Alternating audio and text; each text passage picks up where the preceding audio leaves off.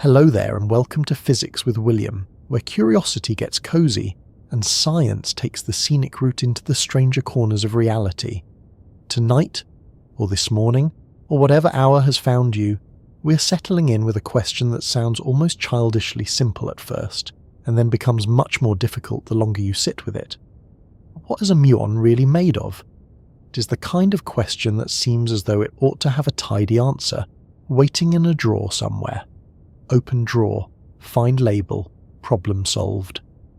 But physics has a habit of taking our neat little drawers, tipping them onto the floor, and asking us whether labels were ever quite the right idea to begin with.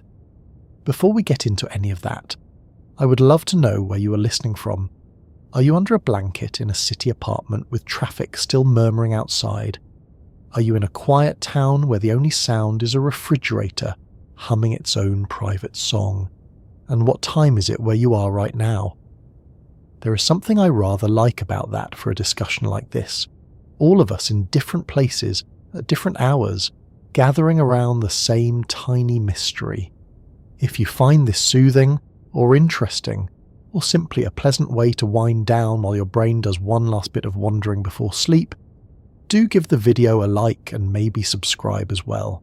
It helps this calm little corner of science find other people who might enjoy having the universe explained to them without being shouted at. And now let us begin gently, because the muon may be small, but it comes with quite a bit of baggage. If I say the word particle, there is a good chance your mind supplies a picture immediately. Perhaps a tiny bead, a speck, a miniature grain of something, like cosmic dust or very committed glitter. That picture is understandable. It is also where the trouble starts. Because when physicists talk about a particle, we do not really mean a tiny marble in the ordinary sense. We mean something that behaves like a distinct bit of nature, something that can carry energy and momentum and appear in detectors as a localized event. Sometimes that behaves enough like a little object that the old language survives, and sometimes that same language quietly falls apart while we are still using it. A muon sits right in the middle of that discomfort. It is real. It can be detected. It can be counted. It can pass through matter, leave tracks, and then vanish. But asking what it is made of is not quite like asking what a watch is made of, or a loaf of bread, or the contents of the mysterious kitchen container that has been in the freezer too long and no one is brave enough to investigate. In ordinary life, asking what something is made of means breaking it into smaller ingredients. A chair is made of wood and screws. Soup is made of vegetables and stock, unless it is the sort of soup that seems to be mostly regret. A person is made of organs, cells, molecules, atoms, and so on. We're used to peeling back layers. Every answer is another set of parts. Physics trained us into that habit very successfully. First came atoms, then smaller pieces inside atoms, then smaller pieces inside those pieces. So by the time someone hears about a muon, it feels natural to ask what is inside it. What is the next layer down? What tiny cogs are turning inside the tiny cog? But one of the deepest surprises in modern physics is that some things, as far as we can tell, are not built from smaller parts at all. They are not the final result of our laziness or ignorance in the casual sense. They are what our best current picture of nature treats as fundamental. A muon appears to be one of those things. That can be oddly unsatisfying at first. After all, if I tell you a muon is not made of little bits packed together like a toy with screws on the back, it may feel as though I have dodged the question rather than answered it. Fair enough. Physics sometimes answers questions by changing what the question means. That is not cheating exactly, though it can feel suspiciously like it. The important shift is this. In modern particle physics, to ask what something is made of is not always to ask what smaller chunks sit inside it. Sometimes it is to ask what kind of entity it is in the first place, what role it plays, which field it belongs to, how it behaves, how it interacts, how it appears when nature is examined as closely as we currently know how to examine it. So let us place the muon on the table, metaphorically speaking, because in real life it would be gone again before you had finished saying the word table. A muon is a particle very similar in some ways to the electron. It carries electric charge. It belongs to the same family of matter particles called leptons. It has spin, which is one of those deeply quantum properties that sounds like it should involve twirling, and then calmly refuses to match any ordinary picture in your head. It also has mass, considerably more than the electron, which makes it feel a little like the electron older sibling who lifted weights and developed a mysterious social life. Yet for all that extra mass, the muon is unstable. It does not stick around. Left to itself, it lasts only a tiny fraction of a second before decaying into other particles. So already it has a curious personality. It looks like a heavier electron. It behaves like a cousin you definitely recognize. And yet it is temporary, fleeting, almost rude in how quickly it exits the scene. That combination baffled physicists when the muon was first identified. There is a famous line often repeated in the history of science, a line expressing confusion about why such a thing should exist at all. And the confusion makes sense. Nature usually feels easier to accept when every new object has an obvious job description. The electron helps make atoms and chemistry possible. Neutrinos pop up in radioactive processes and nuclear reactions. Quarks make up protons and neutrons. Fine, very good. Nicely organised. Then along comes the muon, which is like finding a second version of a household appliance in the cupboard. Larger, heavier, rather short-lived, and with no immediate note attached explaining why anyone bought it. It is not part of ordinary matter in the way electrons are.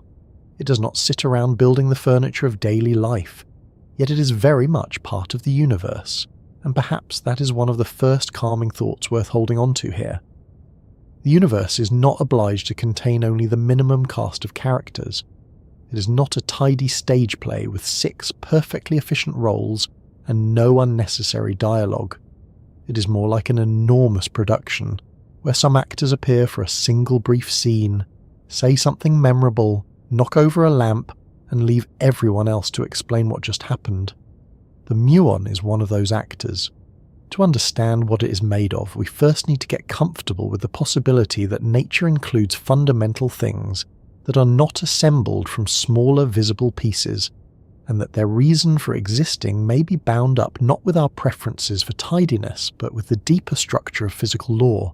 Now, when physicists say the muon is fundamental, they do not mean absolutely guaranteed for all eternity beyond every future revision of science.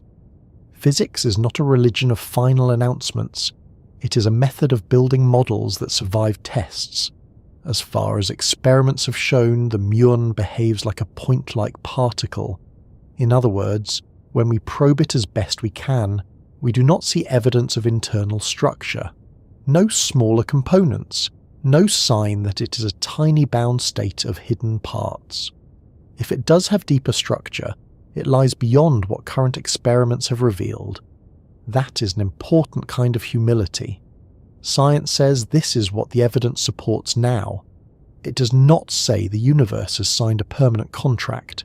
Still, within our best current framework, the muon is elementary, and that means the question of what it's made of needs to be translated. Not abandoned. Translated.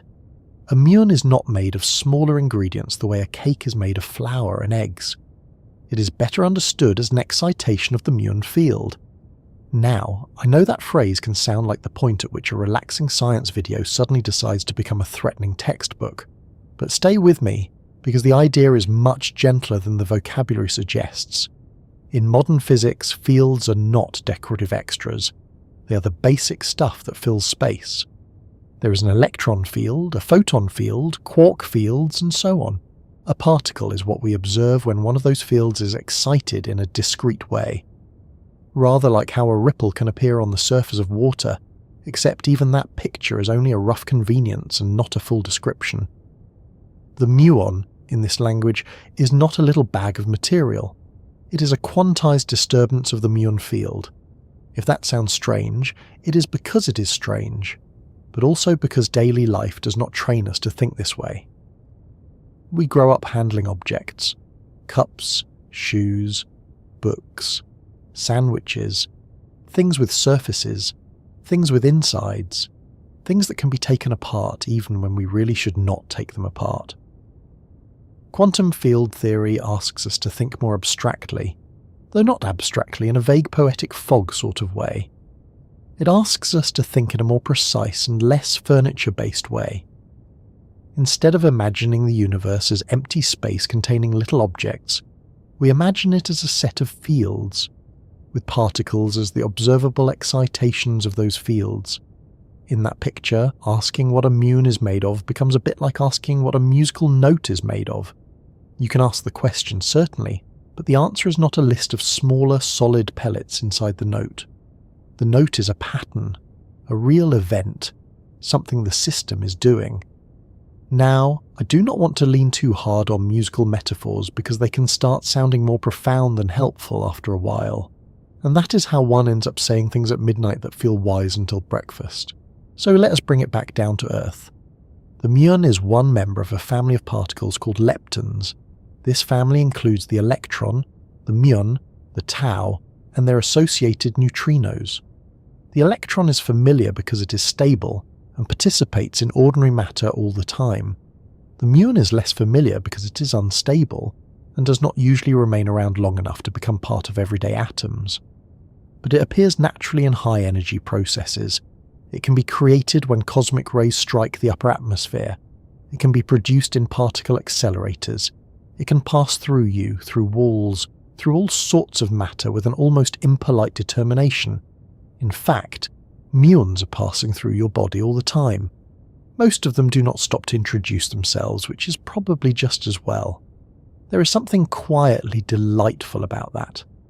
While we are asking what a muon is, muons are already here, moving through the world in steady numbers, born high above us when energetic particles from space collide with atoms in the atmosphere. The sky is not empty, it is busy. It is performing physics over your roof whether you're thinking about it or not. Some of those muons travel downward and reach the ground. Some pass through your room. Some pass through you. You do not feel them. Your body does not send up a polite little flag saying, "Excuse me, a lepton has entered the premises," and yet it is happening. The universe is full of traffic that ordinary senses never notice. That fact alone gives the muon a wonderful opening role in our story, because it is both exotic and present. It belongs to the world of particle physics, accelerators, detectors, and Nobel Prizes, but it also belongs to the quiet everyday rain of particles that surrounds us.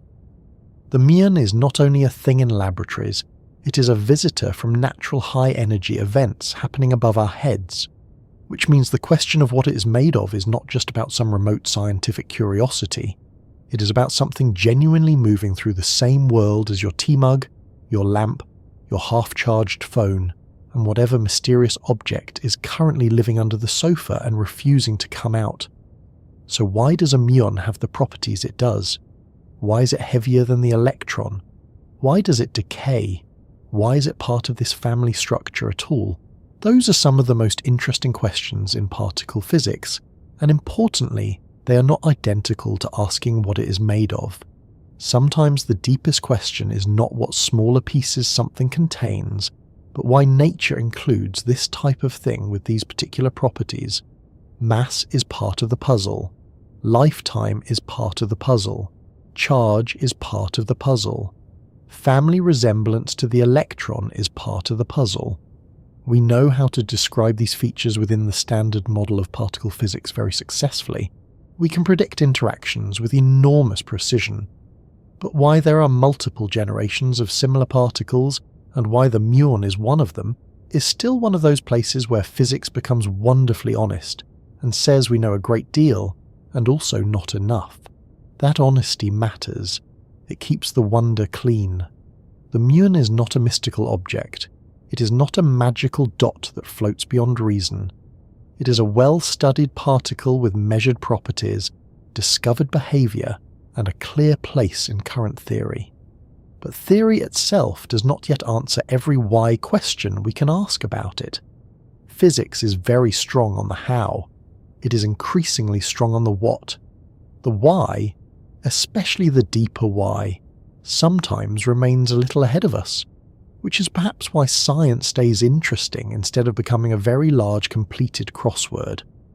If you're still feeling the tug of the original question though, Let us answer it as directly as possible in plain language. According to the best evidence we have, a muon is not made of smaller parts. It is an elementary particle. In modern theory, it is an excitation of the muon field. It belongs to the lepton family. It has electric charge, mass, and spin. It behaves very much like a heavier, unstable version of the electron. It is created in high-energy processes and decays quickly into other particles.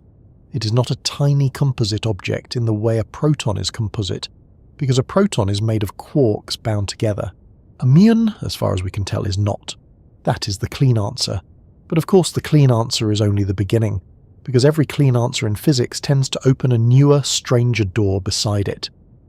Once you stop expecting the muon to contain little internal gears, a different set of questions becomes available. What does it mean for something to be elementary? How can something act particle-like and yet be described as a field excitation? Why are there heavier copies of familiar particles? How can muons created high in the atmosphere survive long enough to reach the ground? Why did their discovery confuse people so much, and what does their existence tell us about the structure of reality at small scales? Those are the questions that begin to turn the muon from an odd fact into a proper story.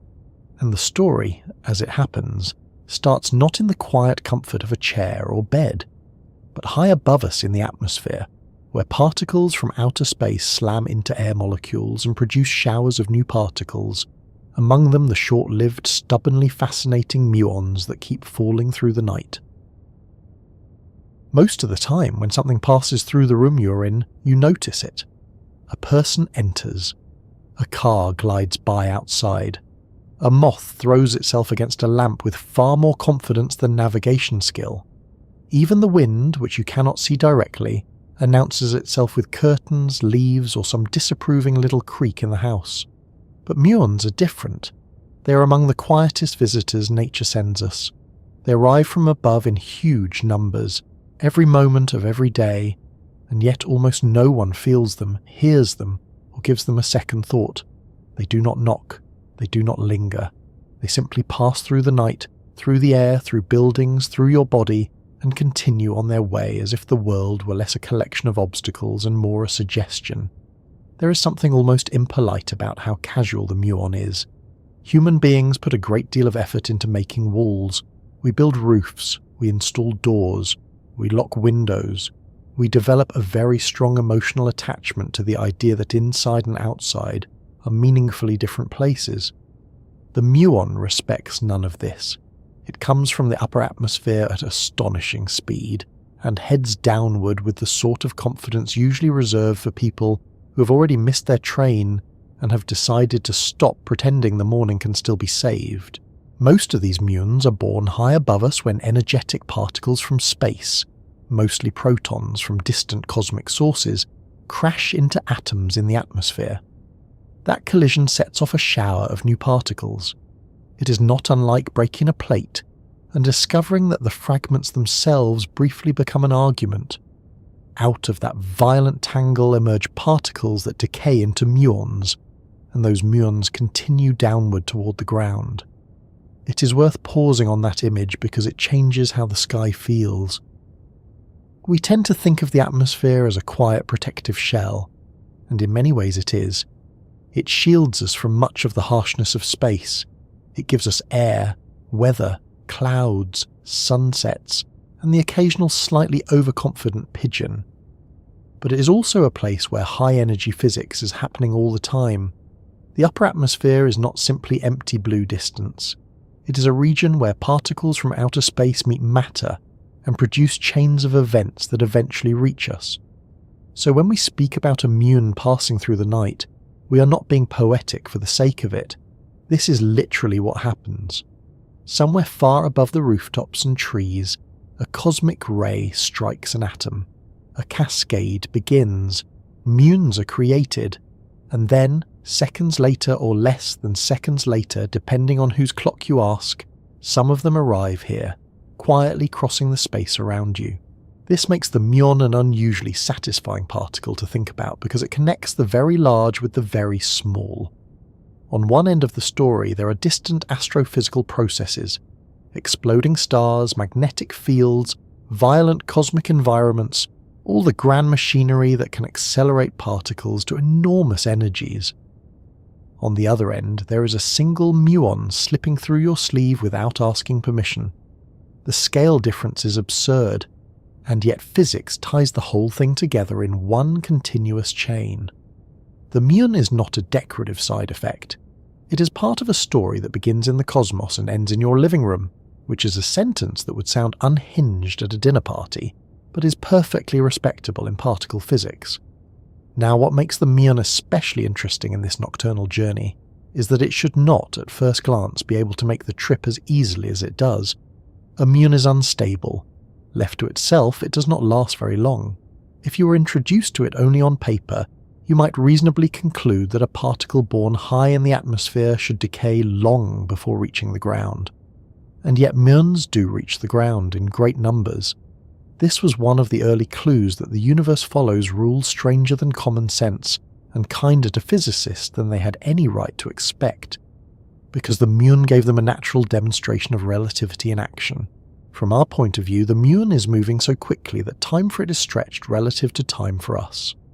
From the muon's own perspective, the thickness of the atmosphere in the direction of travel is effectively shortened. Either way you describe it, the result is the same. A particle that seems too short-lived for the journey still makes the journey. That fact alone has a wonderful quality to it. The muon is not only a particle, it is a moving lesson. It arrives carrying proof that the universe is under no obligation to behave according to the comfortable instincts we evolved for throwing stones and judging soup temperatures. Human intuition works beautifully for ordinary scales. It tells us not to walk into walls, not to pet visibly annoyed animals, and not to trust a chair that has already made one suspicious noise.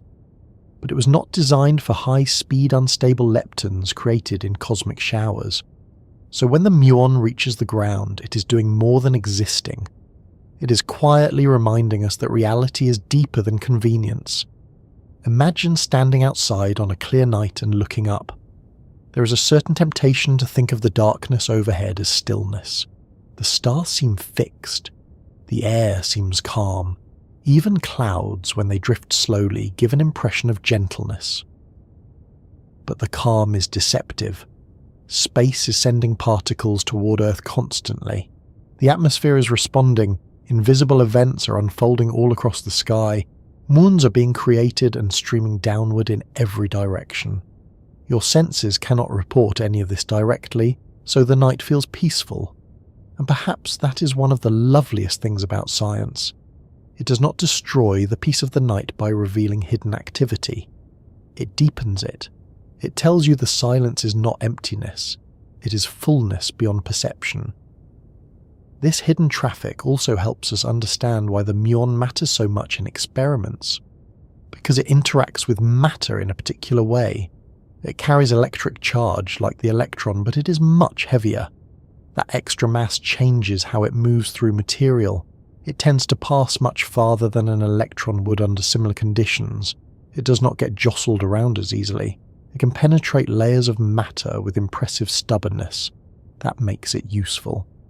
If you want to study what happens when particles travel through rock, water, detectors, or large structures, muons are excellent couriers. In fact, scientists have used cosmic muons to peer inside things that are otherwise difficult to examine. Ancient structures, volcanoes, dense materials, all can in principle be studied using the way muons pass through them. It is one of those delightful moments where the universe sends you a particle shower, and then, almost as an afterthought, leaves behind a practical imaging tool. There is something very satisfying about that.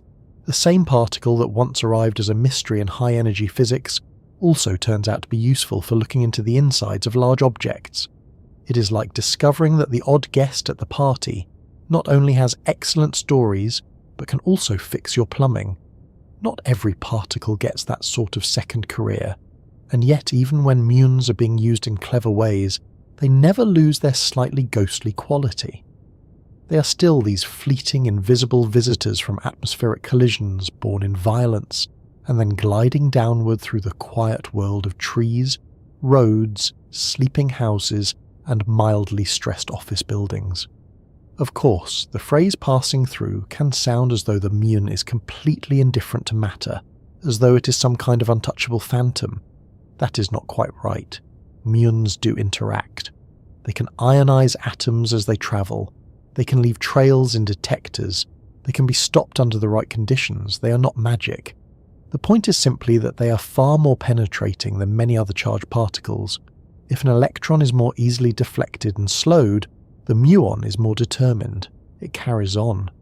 This is partly why muon detectors became such important tools in particle physics. A muon can reveal its presence through the track it leaves. It may be invisible to the eye, but it is not beyond detection. Physics often works this way.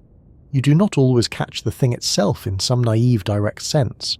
You observe the marks it leaves behind, the consequences of its passage, the way matter responds when something swift and charged moves through it. There is a philosophical temptation here, and I will try to resist indulging it too much, because once science narration becomes too pleased with itself, the whole thing starts smelling faintly of expensive candles. Still, the image is hard to ignore. The muon is known by its effects. It passes through the world almost silently, and we infer it from traces. That is not unique to muons, of course. Much of science works by reading footprints rather than grabbing the runner. But the muon makes the idea vivid. It is brief, elusive, and yet undeniable. One moment there is a track in a detector, a flash in an instrument, a measurable event. That is enough. The particle has spoken. It is also worth noticing how ordinary this extraordinary event has become. If you hear that muons are raining down on Earth all the time, the statement can sound alarming for roughly 5 seconds. Then your brain begins to normalize it, which is one of the more useful and occasionally absurd talents of the human mind. We normalize all sorts of astonishing facts. We live on a spinning planet in orbit around a star. Space is full of radiation. The ground beneath our feet is made of matter, held together by quantum rules nobody would guess from looking at a garden fence. And through all of this, we continue making tea and misplacing charging cables. The muon belongs to that category of fact which sounds as though it ought to change your whole emotional relationship to reality, and then somehow settles into the furniture of understanding. Ah yes, particles from cosmic showers are passing through me as I answer emails. Very well then, carry on. Yet I think it should change something, even if only a little, not because there is danger in it. There is no need to lie awake in terror of leptons. The world is not menaced by a soft drizzle of muons, but because it reminds us that nature is active on levels we do not perceive. Human awareness is narrow. Useful, yes, but narrow. It captures the slice of reality most relevant to surviving, navigating, socializing, and locating snacks. Outside that slice there are processes everywhere. Radio waves, neutrinos, thermal radiation, magnetic fields, decays, collisions, fluctuations. The muon is part of a larger lesson. The visible world is not the whole world. It is only the portion our senses were built to notice, and when a detector is placed in the path of these atmospheric muons, the hidden becomes countable. A click, a flash, a signal, and suddenly an invisible shower from the sky has entered human experience through machinery. There is a charm in that. Science does not give us supernatural vision. It gives us instruments. It extends the senses by building devices that translate the inaccessible into events we can record. A detector does for muons what a telescope does for distant light, or a microscope does for tiny life. It makes the unseen legible. It turns passage into evidence. And once you can count muons, you can begin to study them seriously.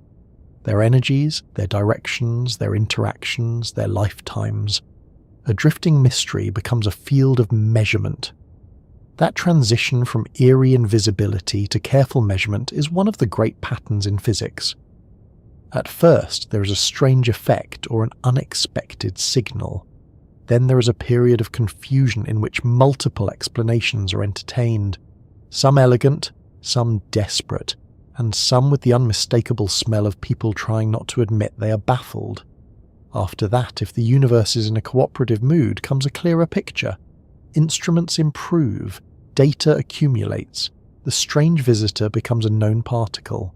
Not fully explained perhaps, but named, characterized, and placed into theory. The Muon followed this path. It did not arrive with a tidy label attached. It emerged from the messy world of cosmic ray studies, from tracks and showers and particles appearing where they were not expected. Before it became a neat entry in the standard model, it was a puzzle.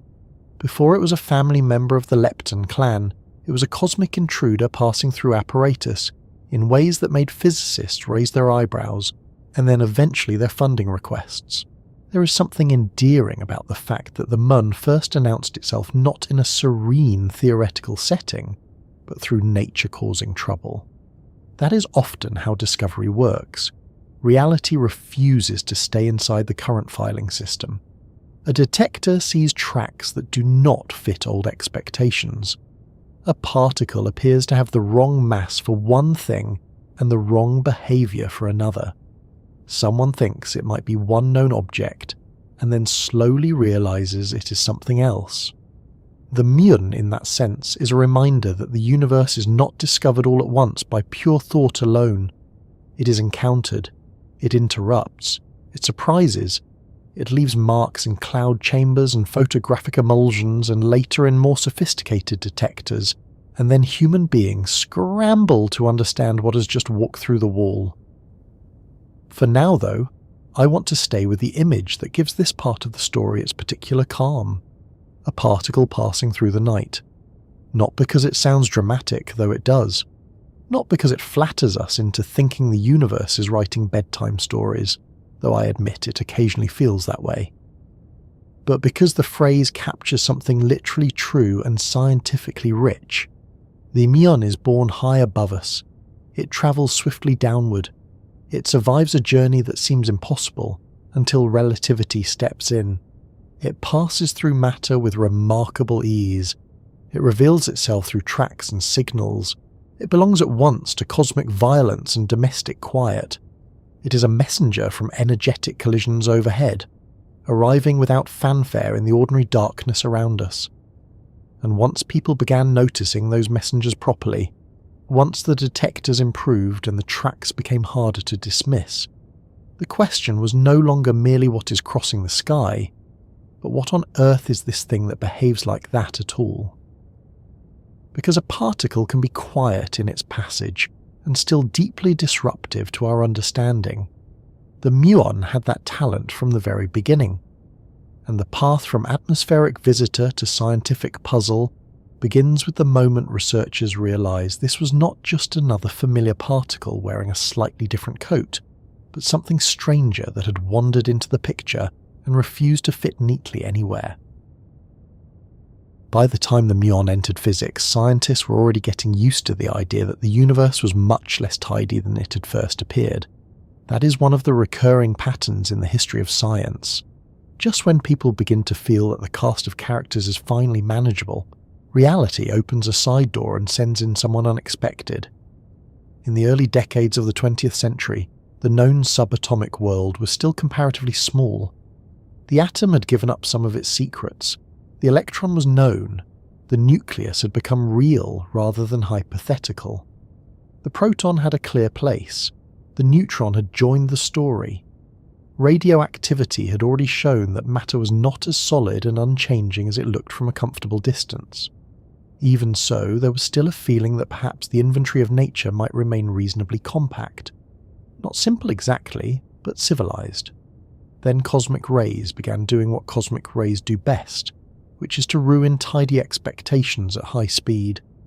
Cosmic rays were a gift and an inconvenience all at once. Long before enormous accelerators were built, nature was already performing high-energy experiments in the sky for free. Particles from space slammed into the atmosphere and produced showers of secondary particles that reached detectors on Earth. The advantage was obvious. You did not need to build the cosmos. It was already running. The disadvantage was equally obvious. Nature is not especially considerate about documentation. It sends events without labels, tracks without explanations, and occasional surprises that look at first like one thing and later turn out to be something else entirely. The muon arrived in just that way, not as a neat theoretical prediction verified on schedule, but as a puzzling track in the messy and exciting world of cosmic ray research.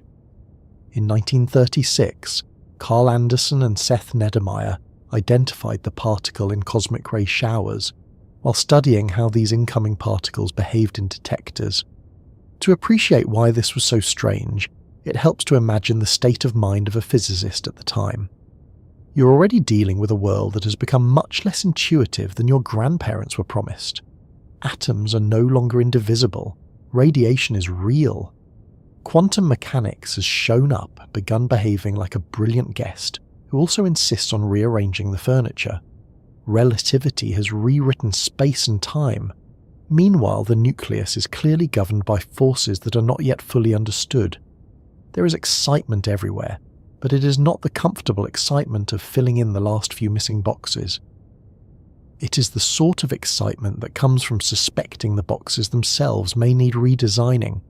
Then, in the middle of all this, the detectors begin showing tracks from a particle whose behaviour does not match the usual suspects. Anderson was already famous for discovering the positron, so he was not exactly new to particles that arrive and complicate your life. The techniques of the period relied heavily on cloud chambers and magnetic fields. A charged particle moving through such an arrangement leaves a visible track, and the way that track bends can reveal something about the particle. Lighter particles curve more sharply than heavier ones under comparable conditions. Heavier ones resist the bend more. What Anderson and Neddermeyer saw were tracks that looked wrong in a very specific way. These particles were not curving like electrons, but they were not behaving like protons either. They seemed to sit in an awkward middle ground, as though nature had produced a charged particle with a mass somewhere between the two. Later sources describing the discovery summarize it exactly that way. The observed particles bent less than electrons and more than protons, pointing to something intermediate in mass. Now, that might not sound like a dramatic revelation if you have already grown up in the age of particle lists long enough to make a tax accountant nervous. But at the time, it was a proper disturbance. An intermediate mass particle was not just another entry to add casually in the margin. It raised immediate questions about the structure of matter and about a theoretical prediction already in the air. A few years earlier, Hideki Yukawa had proposed that the strong nuclear force might be carried by a particle with a mass between that of the electron and the proton. This was a very attractive idea because the strong force clearly existed, yet its mechanism remained mysterious. A new particle in the right rough mass range looked like exactly the sort of thing people hoped to find.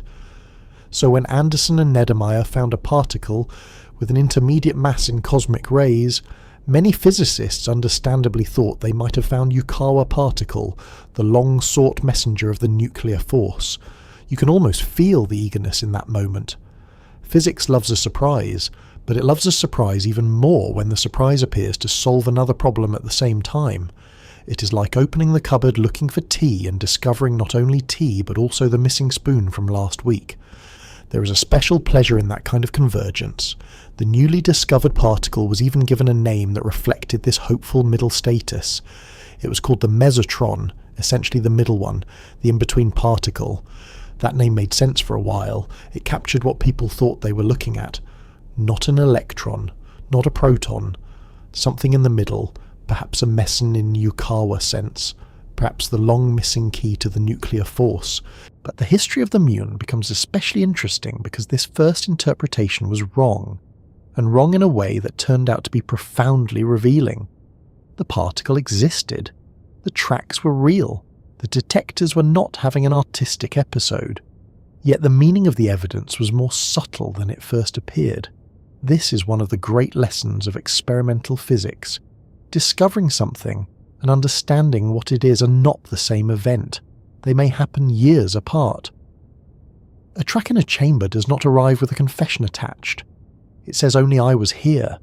The rest has to be inferred, tested, doubted, refined, and sometimes completely rethought. In the late 1930s and early 1940s, More work began to clarify that this new particle had an odd personality.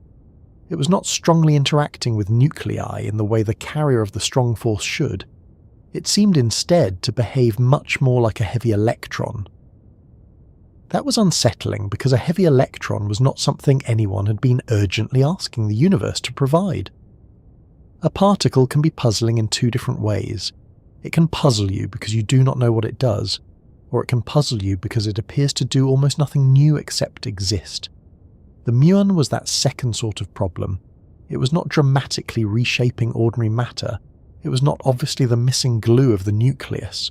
It was just there, heavier than the electron, unstable and difficult to justify. One should be fair to the physicists of the time here. They were not being dense. The confusion was honest and well-earned. A particle with the right sort of mass to tempt identification with Yukawa theory had shown up in cosmic ray data. Of course, people tried to fit it into that framework. Science usually proceeds by trying to place new things inside the best available structure. Only when the fit repeatedly fails does it become necessary to redraw the map, and fail it did. Over time, the evidence accumulated that the mesotron was not the strongly interacting nuclear messenger Yukawa had predicted. It simply did not behave that way. The long range it exhibited in matter and the way it decayed pointed elsewhere. What had looked like the missing meson began to resemble an entirely different creature. One of the key moments in that shift came from work in Rome by Ettore Pancini, Oreste Piccioni, and Marcello Conversi. Their experiments on negative muons in matter helped show that the particle did not interact with nuclei as the Yukawa messenger should. Later historical accounts describe this as the turning point that established the muon was interacting weakly rather than strongly, helping separate it from the role many had assigned to it. Luis Alvarez later called this development the start of modern particle physics, which is a wonderfully large compliment for a result that basically said, no, that thing you thought it is not that. There is something almost funny in that. Not funny in the sense of people slipping on banana peels, though physics has its own version of that too. Funny in the sense that the road to understanding often runs through a narrowing of possibilities rather than an immediate positive revelation. At first, the particle was a candidate for an elegant role in nuclear theory. Then came a gradual recognition that it was not fulfilling that role at all. The universe had indeed supplied an intermediate mass particle, but not the one people thought they had ordered. It had sent, if you like, the wrong package in the right box. And then, in 1947, the picture sharpened further. The true pion, the particle closely connected with Yukawa idea of the nuclear force, was identified. With that, the distinction became unavoidable. There were two separate particles in this general territory of mass and cosmic ray production. One was the pion, which had the strong interaction role expected of Yukawa meson. The other was the particle first found in 1936, which was now reclassified not as a meson in the strong force sense but as a lepton, essentially a heavy cousin of the electron. Historical summaries from CERN and other references describe exactly this sequence. The particle discovered by Anderson and Neddermeyer was initially mistaken for Yukawa meson, but the pion discovered in 1947 turned out to be the true meson, while the muon took its place as a separate elementary particle. That is a remarkable twist if you think about it from the point of view of expectation. Imagine finding what you believe is the answer to one of the biggest outstanding questions in your field, only to discover later that it is actually the beginning of an entirely different question. The muon did not solve the mystery people had in mind. It created another one. That may be the moment when it truly became a cosmic intruder. Not merely an unfamiliar particle from the sky, but a particle that entered theory under false pretenses and then refused to justify itself on conventional terms. This is why the famous reaction attributed to Isidore Rabi has lasted so well in the memory of physics. On learning of the muon, he is said to have asked who ordered that. The line survives because it captures the mood perfectly. It is not merely confusion, it is a very specific kind of confusion, the kind produced by something that is clearly real and clearly important, but not obviously necessary from the viewpoint of existing theory.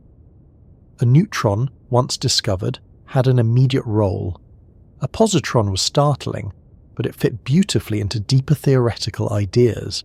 The muon was stranger. It looked like a duplicated electron with more mass and a shorter lifespan. Useful perhaps, real certainly, but why should the universe include it at all? Even modern accounts still repeat Rabi's remark because the question remains charmingly honest. And perhaps that is part of what makes the muon such a good subject for this kind of slow reflective exploration. Its discovery was not a clean march from prediction to confirmation. It was a sequence of glimpses, mistaken identities, reclassifications and reluctant acceptance.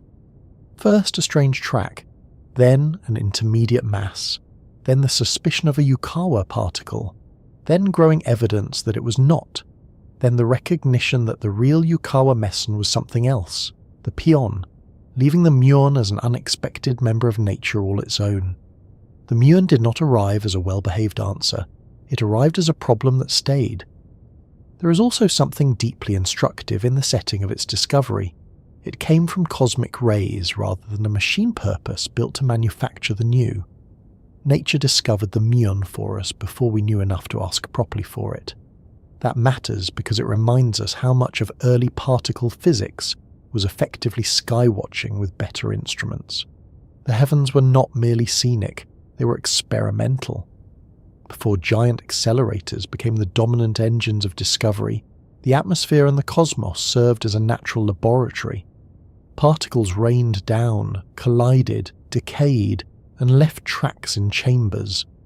The sky was not only a backdrop to science, it was actively participating. That in turn gives the muon a particular flavour among particles. It was not invented by theory and then hunted down in some neat predetermined way. It was encountered. It crossed the boundary between the cosmic and the laboratory. It turned up in showers from above, left its evidence, and forced a revision of the particle story. That makes it feel almost like a messenger, though one should be careful with that word because particles are not carrying letters from the stars in little satchels.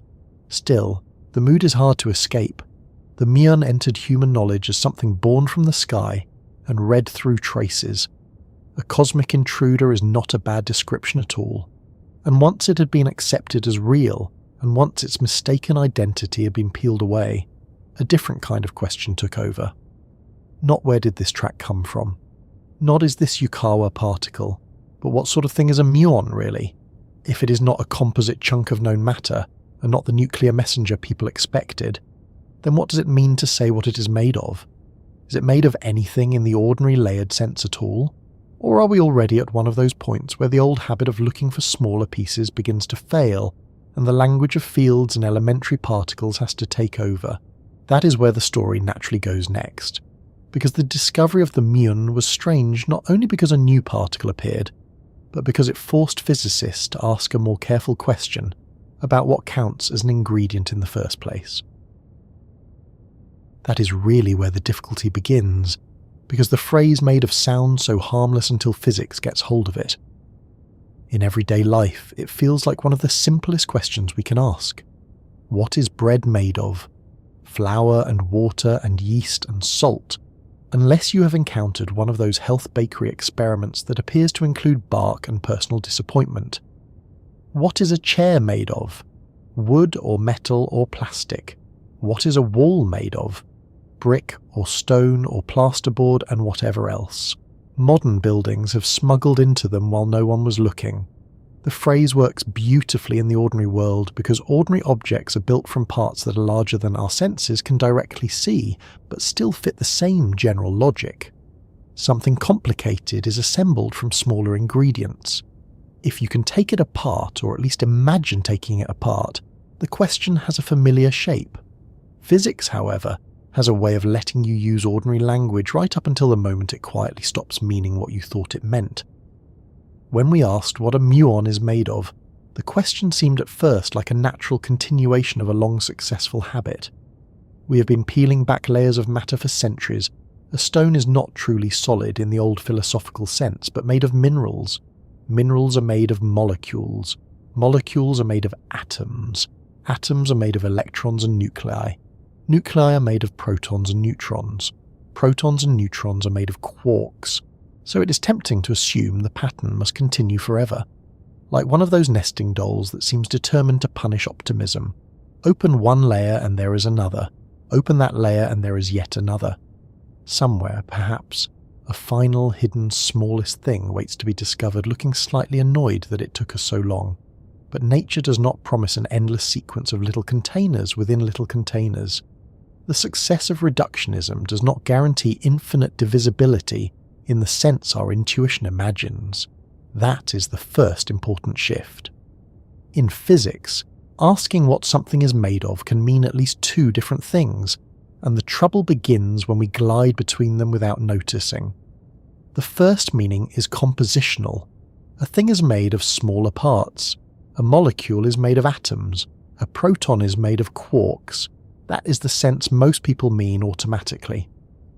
The second meaning is ontological, which is a rather grand word for a modest problem. It means asking what sort of entity something is at the deepest level our theory currently describes.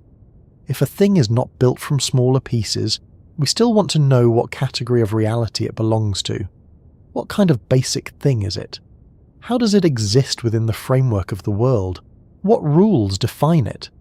A Muon challenges us because the first meaning may fail, while the second remains essential. This is not just a verbal technicality, it changes the entire mood of the question. Suppose you ask what a proton is made of. Modern physics gives a compositional answer. Quarks and the gluons that bind them together.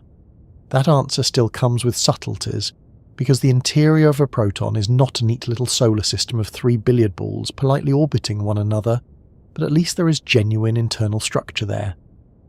You can meaningfully say the proton is composite. It has constituents. Ask the same question about an electron or a muon, and the evidence so far gives a different reply. We do not see smaller components inside. We do not detect an internal arrangement that explains the particle as a bound object. As far as experiments show, the muon behaves like an elementary particle. It appears point-like, so the question does not vanish but it transforms. Not made of smaller bits in the way a proton is. Then what kind of thing is it? One reason this feels unsatisfying at first is that human beings are very attached to ingredients. We trust a thing more when we know what went into it. Perhaps that is why food labels are so strangely compelling. Tell someone a sauce contains tomatoes and garlic and olive oil and they relax. Tell them it contains proprietary stabilizing agents, and suddenly everyone becomes a philosopher. We like parts lists. We like causes that look like recipes. The idea that something fundamental might not have a smaller ingredients list can feel like a refusal rather than an answer. But physics has gradually trained itself to accept that the world may contain entities whose explanation is not a matter of hidden inner stuffing. There is another complication too. Even when something is elementary, it does not follow that it is simple in the old visual sense. Elementary does not mean featureless in every respect. A muon has mass, it has electric charge, it has spin, it participates in certain interactions and not others. It belongs to a family of particles called leptons. It has an antiparticle, it decays in a characteristic way. There is quite a lot to say about it. The absence of internal structure does not reduce it to a blank dot. In fact, this is one of the counterintuitive lessons of modern physics. Rich behaviour does not require visible mechanical innards. A particle may have no smaller pieces we can identify, and still possess a detailed identity defined by how it behaves. At this point, the old everyday picture begins to wobble. We are used to thinking that the properties of a thing come from the arrangement of its parts.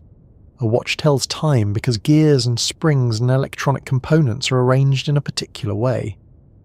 A cake rises because ingredients interact during baking. A book says what it says because words are assembled in order, occasionally by a genius and occasionally by someone with alarming confidence and no editor. In these cases, explanation means structure. Explain the parts and their arrangement and you explain the object. But if the muon is elementary, then its properties are not arising from a smaller visible machinery inside it.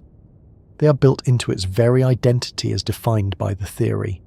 The particle is what it is by belonging to a certain type in nature. That can sound a bit circular until we take one more step and ask what modern theory actually says these types are. Here we leave the language of little objects floating in empty space and move into a stranger but more accurate picture.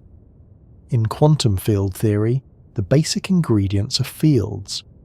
Space is not thought of as a blank container waiting for particles to be dropped into it like beads into a box. Instead, the universe contains fields corresponding to different kinds of particles. What we call a particle is a quantized excitation of a field. An electron is an excitation of the electron field. A photon is an excitation of the electromagnetic field. A muon is an excitation of the muon field. That phrase can sound forbidding, but the underlying idea is not impossible. The particle is not a tiny object made of smaller sub-objects in the ordinary sense. It is a localized excitation of something more fundamental than the old little ball picture. This is the point where many people start feeling that physics has changed the subject. We began with what is a muon made of, and now we are talking about fields. It can seem as though the original question has been avoided by introducing vocabulary that no one would casually bring up over breakfast. But the shift is unavoidable, because the world at very small scales is not well described by ordinary breakfast language. Or if it is, breakfast quickly becomes very awkward. The reason physicists talk this way is not because they enjoy making simple questions sound expensive. It is because experiments keep forcing theory toward this field-based description. The particle picture alone is not enough. Fields are what allow us to describe creation and annihilation of particles, interactions, vacuum structure, and the full quantum behavior that simple object language struggles to contain. Even so, one should be careful not to replace one misleading picture with another. If I say a muon is a ripple in a field, that can be useful for the first few minutes, but it can also mislead if taken too literally. A field in physics is not like a visible sheet of fabric waving in the breeze, nor is the muon a little wrinkle you could imagine tracing with a finger. Analogies are helpful until they begin to feel too comfortable, at which point they start lying.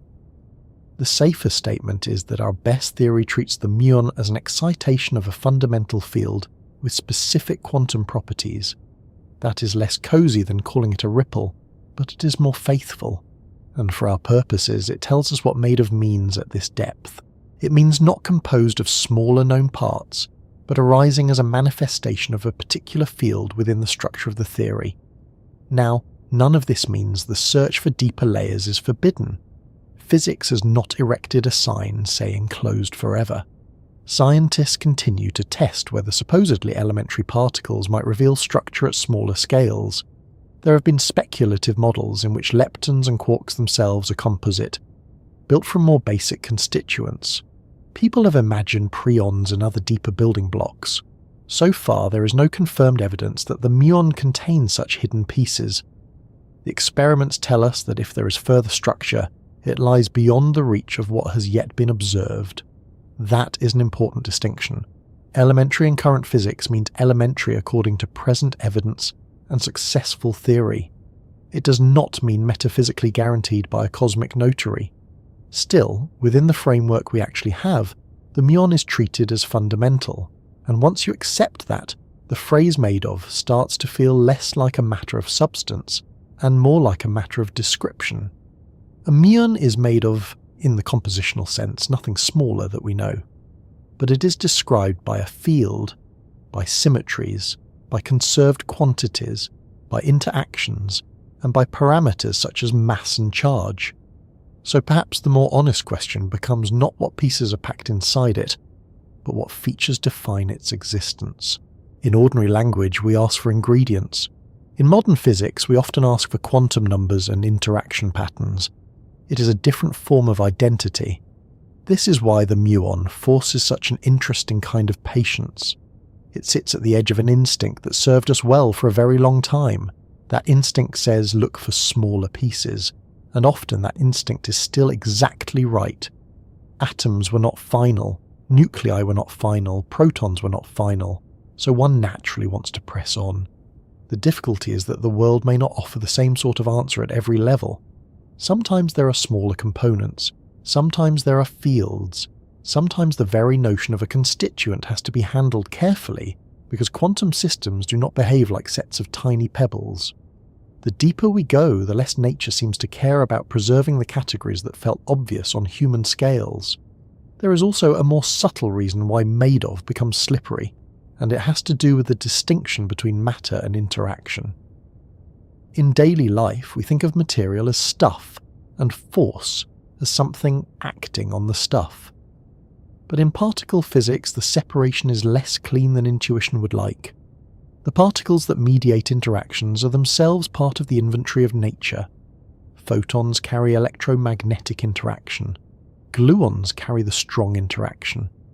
The lines between object and process are not what they seem in ordinary thought. If the basic reality is a web of interacting fields, then asking what something is made of may already assume a picture that is too rigid. A particle is not merely a passive chunk sitting there while forces push it about. Its very identity is embedded in the structure of interactions. That can make the subject feel slippery in an honest way. Not vague, but slippery because reality is more relational than our familiar object-centered language suggests. A muon is defined not only by being a muon field excitation, but by how that excitation behaves. It couples to the electromagnetic interaction because it carries charge. It participates in the weak interaction. It has a specific mass. It decays into other particles in ways that reflect the structure of the weak force and lepton family relationships. These are not optional accessories attached to a previously complete little object. They are part of what the particle is. The identity is in the behaviour, as much as in any imagined substance. You can see now why physicists became comfortable with answers that sound strange outside the field. Suppose someone asks what light is made of. One answer from older intuition might try to imagine tiny pellets or waves in a medium. Modern physics instead says light consists of photons, quanta of the electromagnetic field. That is not dodging the question. It is telling you what the world appears to be like at that level. The same with the muon. What is it made of? As far as we know, not smaller visible pieces. It is an elementary lepton, an excitation of the muon field, with mass, charge, spin, and a place in the standard model. Unsatisfying perhaps if you wanted a tiny box full of even tinier machinery, but satisfying if what you wanted was the best current account of what kind of thing it is. And yet even within that account there is a fair complaint waiting in the corner. Fine, one might say. Perhaps the muon is not made of smaller constituents. But why does this field exist at all? Why does it have the mass it has? Why is there an electron and a muon and a tau? 3 related leptons with similar behaviour and different masses. Why this family structure?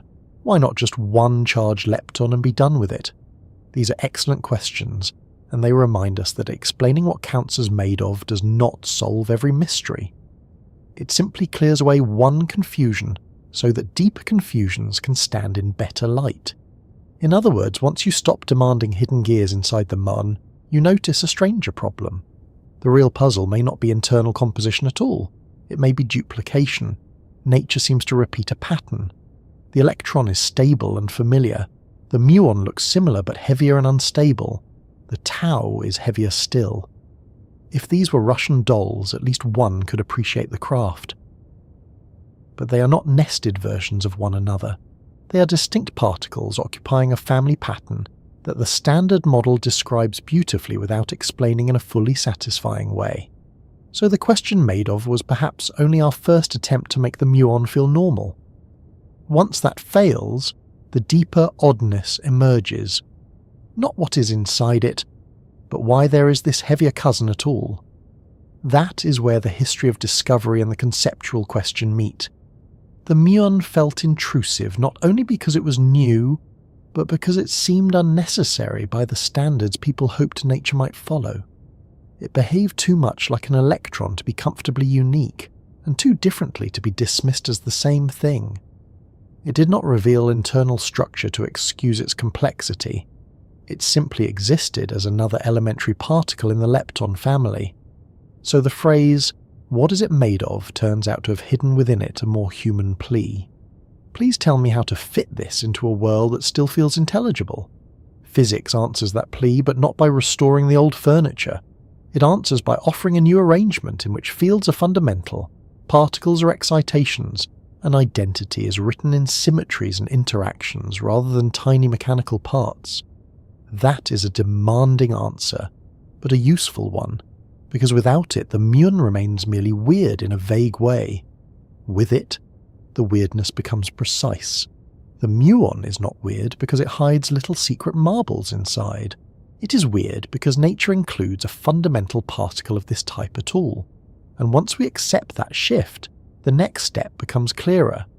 If the Muon is not a miniature object stuffed with constituents, then to understand it we should compare it with the more familiar particle it most closely resembles. We should look at the electron, its calmer and longer-lived cousin, and ask why the two are so similar in charge and behaviour, yet so different in mass and stability. Because whatever the Muon is really made of in the deepest current sense, it stands next to the electron like a family resemblance that the universe never quite bothered to explain.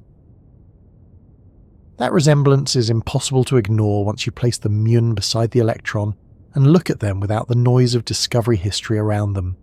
Strip away the cloud chambers, the cosmic rays, the surprised physicists, and what remains is something almost suspiciously familiar. The Muon has the same electric charge as the electron. It has the same spin. In the standard model picture, the charged leptons follow the same basic interaction pattern, with the Muon behaving like a heavier version of the electron rather than a completely different kind of matter. That is why so many descriptions fall back on the same phrase. The Muon is the electron heavier cousin. It is not a perfect phrase, because nature is never quite as family-friendly as our metaphors would like, but it is a useful beginning. The similarities are so strong that the real puzzle is not why the Muon seems exotic, but why the universe contains what looks so much like a second draft of something it had already written. The electron, by contrast, feels completely ordinary to us, only because it is doing so much of the work of ordinary life all the time. It is present in every atom. It surrounds atomic nuclei. It is central to chemistry, bonding, electricity, and nearly every process that makes matter behave in ways our bodies can notice. Official summaries from the Department of Energy in Britannica describe the electron as an elementary particle found in all atoms and the lightest, stable charged subatomic particle known. CERN places it in the first generation of matter particles, the lightest and most stable generation, which is why the everyday world is built from it rather than from its heavier relatives. So when we say the Muon resembles the electron, we are comparing the Muon not with some obscure particle hidden in a detector handbook, but with one of the main reasons chairs, lungs, oceans, copper wires, and your own fingertips exist in the particular form they do. That is what gives the comparison its peculiar tension. If the electron is such a successful part of nature, why does the Muon exist at all? The standard model arranges matter particles into generations. The first generation contains the light-stable particles that make up ordinary matter. The second and third generations contain heavier and less stable relatives. CERN describes this pattern very directly. The lightest and most stable particles belong to the first generation, while the heavier and less stable ones belong to the second and third. The Muon sits in that second generation. It is not a replacement for the electron, and it is not merely an electron with a temporary weight problem. It is its own particle, with its own field, its own lifetime, and its own place in the structure of the theory. Yet its family resemblance to the electron is so strong that physicists still point to the relationship as one of the major unanswered questions in particle physics. Fermilab states it plainly. Why there are three charged leptons with similar behaviour and different masses remains one of the big open questions. If you were to compare the two in the most bare-bones way possible, almost like a customs officer checking passports at the border of reality, the list would look oddly repetitive. Both are leptons. Both carry the same amount of electric charge. Both are fundamental rather than composite in our current theory. Both participate in the electromagnetic and weak interactions. Both have corresponding neutrinos in the lepton family structure. Both are point-like as far as experiments have been able to determine, and yet one is the gentle workhorse of atomic matter, while the other is unstable and fleeting. That is why the difference in mass matters so much. It is not just another property on a card, it changes almost everything about how the particle appears in the world. Two entities can be close cousins in charge and interaction, and still live very different lives because one is much heavier than the other. The mass difference is not small. It is not the sort of thing you would round away in a polite conversation. Multiple official sources, including CERN, the Department of Energy, Fermilab and Britannica, describe the muon as roughly 200 times heavier than the electron. That is an enormous gap for particles that otherwise look so alike in their basic quantum identity. If two books had the same title, same cover, same chapter names, and one of them weighed as much as a loaf of bread while the other weighed as much as a piano, you would suspect that something important had changed inside. But here is the unnerving part. In our current theory, the muon is not heavier because it contains more little pieces packed into it. It is heavier because it is a different fundamental particle with a different mass parameter.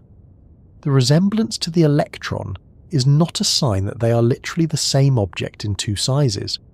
It is a sign that nature repeats a pattern and then changes one of the crucial numbers, and that one changed number has enormous consequences. The electron is stable. As far as all current evidence goes, it does not decay. Britannica describes it as the lightest stable subatomic particle known. The muon, by contrast, is unstable, with an average lifetime of about 2.2 millionths of a second. Britannica and CERN both describe it that way, and that tiny lifetime is enough to keep it out of ordinary matter despite its resemblance to the electron. A muon may be created in cosmic ray showers or particle collisions, and it may travel impressively far if it is moving quickly enough, but it does not stay. It decays into an electron and neutrinos. Fermilab puts this in very practical terms when discussing muon to electron conversion and decay from heavier states to lighter, more stable ones. The electron endures, the muon passes through and then becomes something else. That difference in stability explains why electrons build the world we know and muons do not, even though both carry the same negative charge. Atoms are able to persist because electrons remain bound around nuclei. Their negative charge balances the positive charge of protons, and their arrangement determines chemistry. Britannica notes that in neutral atoms the protons are balanced by electrons, and that most of an atom volume is the electron cloud, bound to the nucleus by attraction between opposite charges. The electron is therefore not just present in ordinary matter, but structurally essential to it. The muon can also bind under the right circumstances, because a negative muon has the same charge as an electron, but nature almost never gets the chance to build a lasting everyday world from muons because they vanish too quickly. It would be like trying to run a town with workers who resign in the middle of every conversation. Still, the fact that a muon can bind at all is one of the more revealing details in this comparison. When negative muons are slowed and captured by nuclei, they can form monic atoms. Fermilab describes stopped muons in aluminum forming atomic systems similar to the way electrons bind to nuclei in ordinary matter. The Paul Scherrer Institute explains the deeper reason these systems are so interesting. Because the muon is about 200 times heavier than the electron, it orbits much closer to the nucleus, with a radius about 200 times smaller. So here the family resemblance produces both continuity and contrast at once. The same electric charge allows an echo of ordinary atomic behaviour, but the greater mass pulls the muon inward into a much tighter orbit. The result is not a familiar atom with a slightly different personality. It is an exotic, short-lived system that lets physicists probe nuclear structure with remarkable sensitivity. That closer orbit is a lovely example of how the electron and muon are similar enough to tempt simple analogies but different enough to punish them. One might say the muon is just a heavier electron, and leave it there, but that phrase is only useful if you immediately remember that heavier in particle physics is not a cosmetic adjustment. It changes scale, lifetime, motion and practical consequence. A muon can briefly take the electron's role in a bound system, but it does so in a more compact and far less durable way. The comparison is like saying a submarine and a rowboat both float. True, but only in the opening seconds before all the important distinctions arrive. The shared lepton identity matters, the shared charge matters, but the mass difference changes the whole drama. This is why the muon is so useful scientifically. It resembles the electron enough to make comparisons meaningful, yet differs enough to expose parts of physics that the electron alone would not reveal. You can see the same thing in how the two particles travel through matter and through machines. CERN notes that because muons are much more massive than electrons, they emit far less synchrotron radiation when bent in circular accelerators. Other official sources note that muons in cosmic radiation are extremely penetrating, reaching deep underground, and that they can pass through large amounts of material more effectively than many other forms of radiation. That penetrative quality is part of why muons are so easy to romanticize as ghostly travelers, but the underlying reason is very physical. Their greater mass changes how they lose energy, and how easily they are deflected. So although muons and electrons carry the same charge, they do not move through the world in the same practical way. The electron is more intimately tied to the ordinary structure of atoms and currents. The muon is the one that keeps going, turning up in detectors, mountains, tunnels and experiments that rely on a particle able to push through a surprising amount of matter. There is another reason physicists care so much about the comparison, and it takes us from the ordinary language of cousins into the much stricter language of tests. Because the muon is like the electron but heavier, it can act as a sensitive probe of subtle physics. Brookhaven and Fermilab have both highlighted how measurements of the muon magnetic behaviour provide unusually sensitive tests of the standard model. The same basic lepton identity that links muon and electron also makes deviations especially interesting. If the muon behaved wildly differently from the electron in every obvious way, no one would be surprised that it opened a separate scientific frontier. But because the two are so alike in charge and interaction structure, small differences in detailed behaviour become extremely informative. The muon is almost familiar, and almost is often where physics becomes most productive. Reality likes to hide its clues not in complete opposites, but in near matches with one stubborn mismatch left, standing in the middle of the room. What makes this family resemblance even more unsettling is that the standard model handles it beautifully, without fully explaining it. The theory tells us how the electron and muon behave. It organises them into generations. It predicts their interactions with impressive precision. It tells us that the first generation forms stable matter, and the heavier generations decay, but it does not really tell us why the pattern exists in this repeated way, why an electron, then a muon, then a tau, why the same charge, why the same basic interaction type, why different masses. Fermilab public explanations are quite open about this. The relationship among these charged leptons is still not well understood, and learning more about muons is part of learning why particles in the same family fall from heavier to lighter and more stable states. In that sense, the muon is not just a curiosity beside the electron, it is a stress point in the theory, a place where description is strong and deeper explanation remains incomplete, and perhaps that is why the comparison stays so compelling even after you have learned all the basic facts. If the muon were completely alien, we might simply file it under strange things the universe contains and move on. But it is not alien enough for that. It keeps borrowing the electron's identity just long enough to make the difference more irritating. Same charge, same family type, same broad interaction pattern, yet heavier and unstable.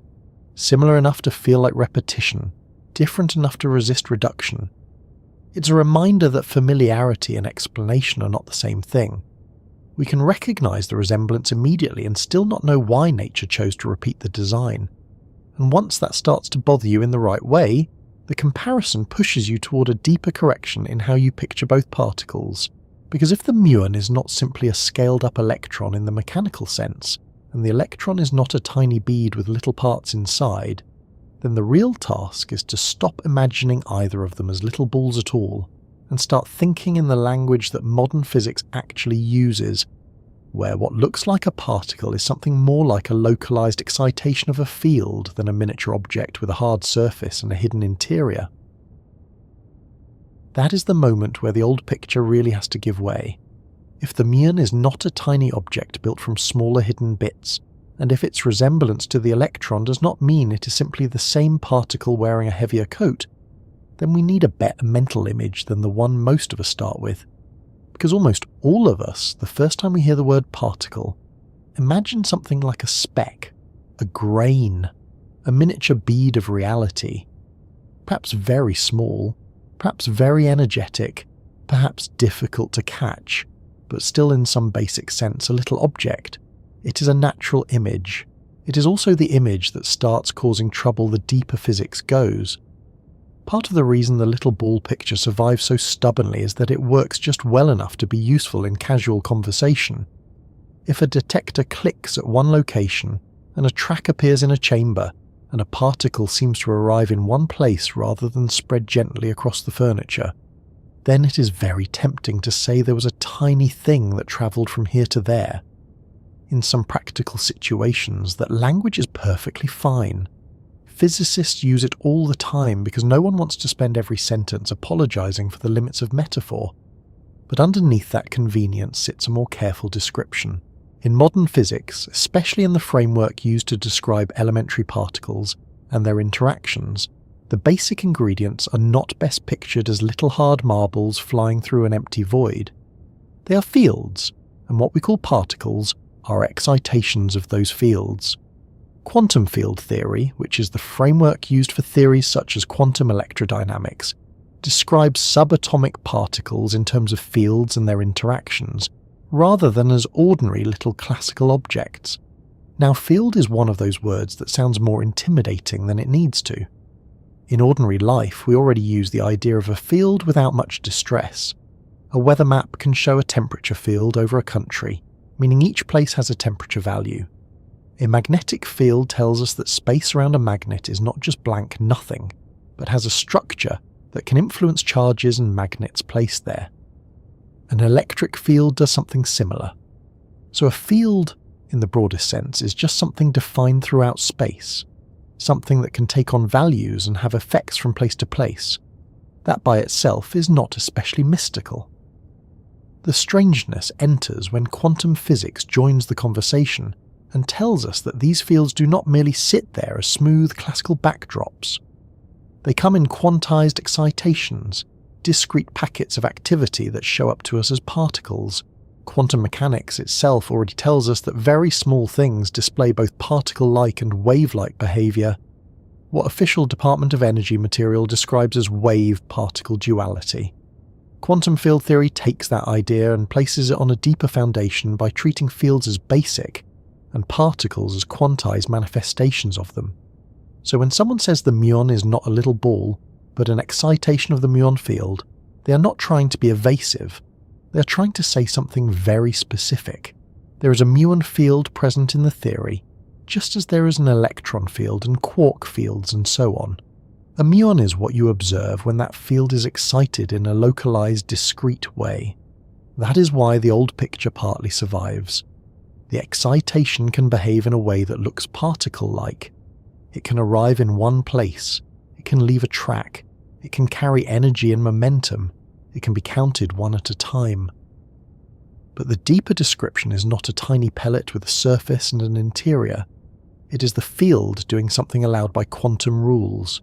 The standard model is explicitly built around a small set of fundamental particles and force carrier particles, organized by their properties and interactions, and it treats quarks and leptons, including the muon, as elementary matter particles rather than as composite little chunks with known internal pieces.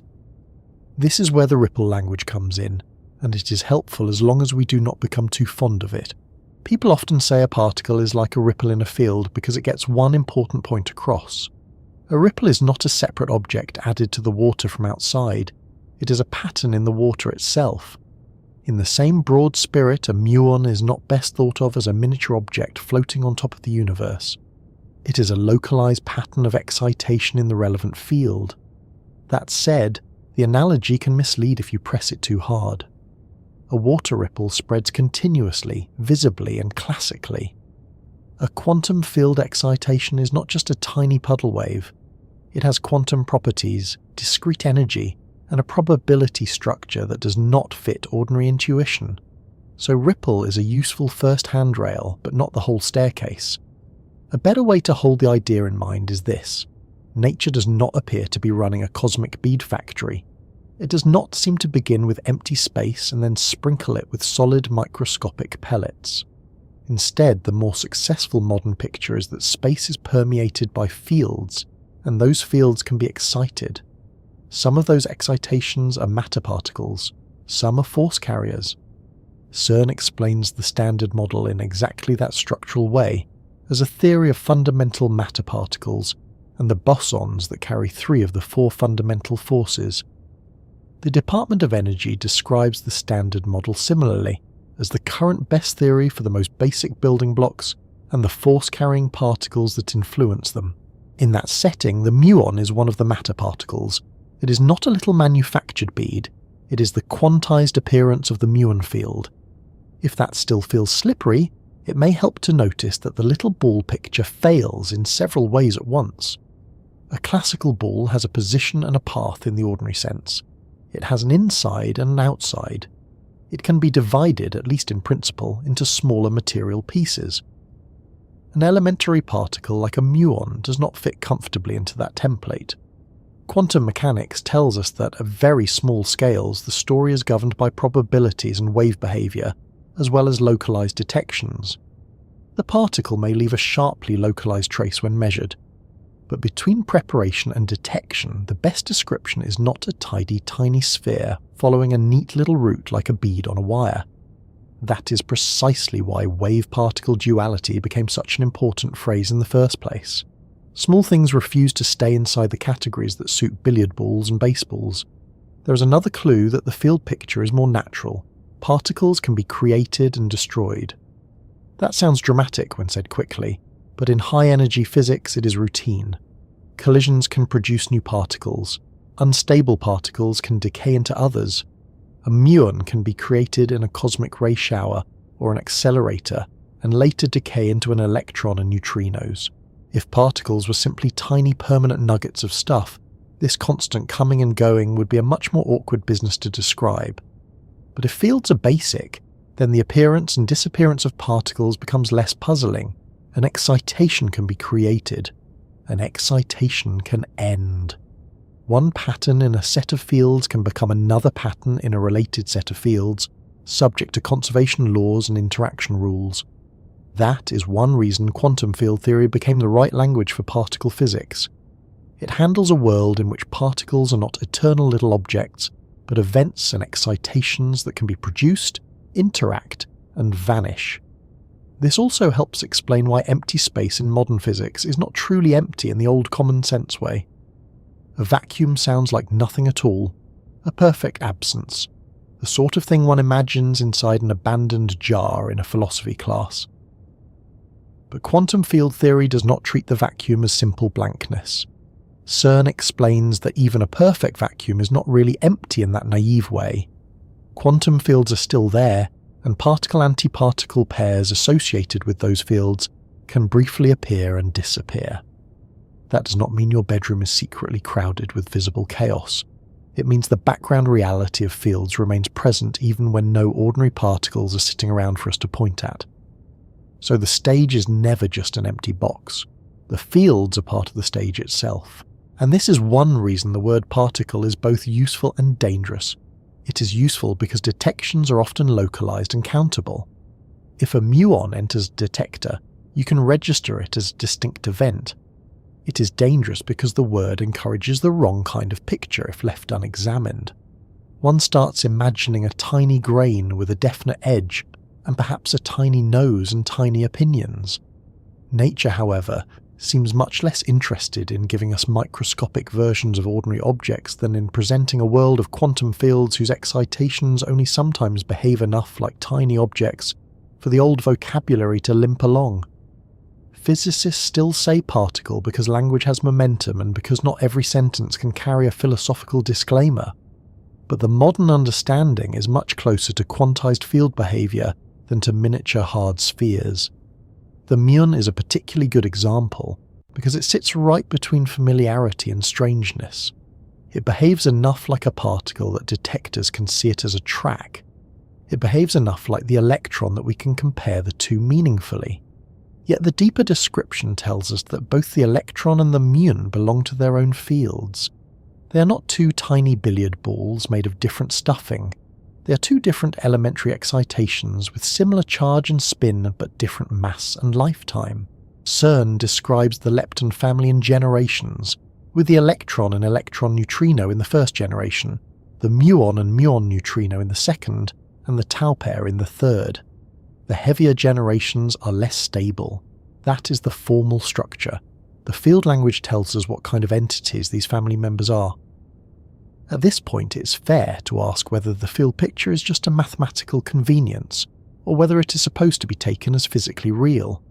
Physics is usually cautious about that sort of question, because there is a difference between a theory being successful and a theory being a perfect photograph of reality. But whatever philosophical stance one takes, the field-based framework is extraordinarily successful at describing what experiments see. It gives the right interactions. It predicts a huge range of phenomena with astonishing precision. It incorporates matter particles and force carriers in one organized scheme. So whether one prefers to say fields are literally the deepest reality, or fields are the best language we currently possess for reality, the practical result is the same. If you want to speak about what a muon is in modern physics, you speak the language of fields, and that leads to another useful correction. Saying the muon is a field excitation does not make it vague. Quite the opposite, it makes it more specific. A muon is not just a blur or a cloud or a poetic suggestion. It has definite measurable properties. It has a certain electric charge. It has spin. It has a characteristic mass. It has a particular average lifetime. It interacts through the electromagnetic and weak interactions. It can be created in certain processes and not others. It decays in well-measured ways. The field picture does not dissolve the particle into mist. It gives a more faithful account of why something can be both precise in its measured properties and strange in its conceptual picture. That is often the compromise modern physics demands. Less visual comfort, more explanatory power. You can think of it this way. The old little ball picture feels concrete because we can imagine it. The field picture feels abstract because we usually cannot. But reality has never promised to match the limits of our imagination. The atoms in your body do not owe their behavior to whatever mental movie would make us happiest at midnight. If the better description is more mathematical and less furniture-based, then that is simply where careful science leads. The strange part is not that physicists change the words. The strange part is that the world, when examined closely enough, appears to be built in a way that the old words could only approximate. There is one more reason this matters for the muon in particular. Once you stop looking for tiny mechanical pieces inside it, you begin to ask a more interesting question. If the muon is an excitation of a fundamental field, why does that excitation have the mass it has? Why does the electron field produce a much lighter charged lepton, while the muon field produces a much heavier one? Why do these related particles come in generations at all? The standard model can describe that pattern, but even CERN notes that it does not answer why there are 3 generations of quarks and leptons with such different mass scales. And when you start asking about mass in modern particle physics, you are led almost immediately toward the Higgs field, because official Department of Energy explanations describe the Higgs field as the field that gives mass to fundamental particles such as electrons and quarks. That is where the story naturally turns next. Because once the muon stops being a little ball and becomes a field excitation, the question of what makes that excitation heavy becomes much harder to ignore. And that is where the question becomes sharper rather than simpler, because once you stop picturing the muon as a tiny little ball with hidden components inside it, the old way of explaining mass disappears with it. In ordinary life, if one thing is heavier than another, you usually imagine more stuff. A larger stone contains more stone, a heavier suitcase contains more clothes, or perhaps fewer clothes and one very unfortunate hardcover book you forgot you packed. The logic is comfortable. More mass suggests more material, but the muon is not a suitcase, and it is not a little stuffed object. If it is fundamental, then there are no smaller visible pieces inside that we can point to and say there, that is why it weighs more than the electron. So the question changes.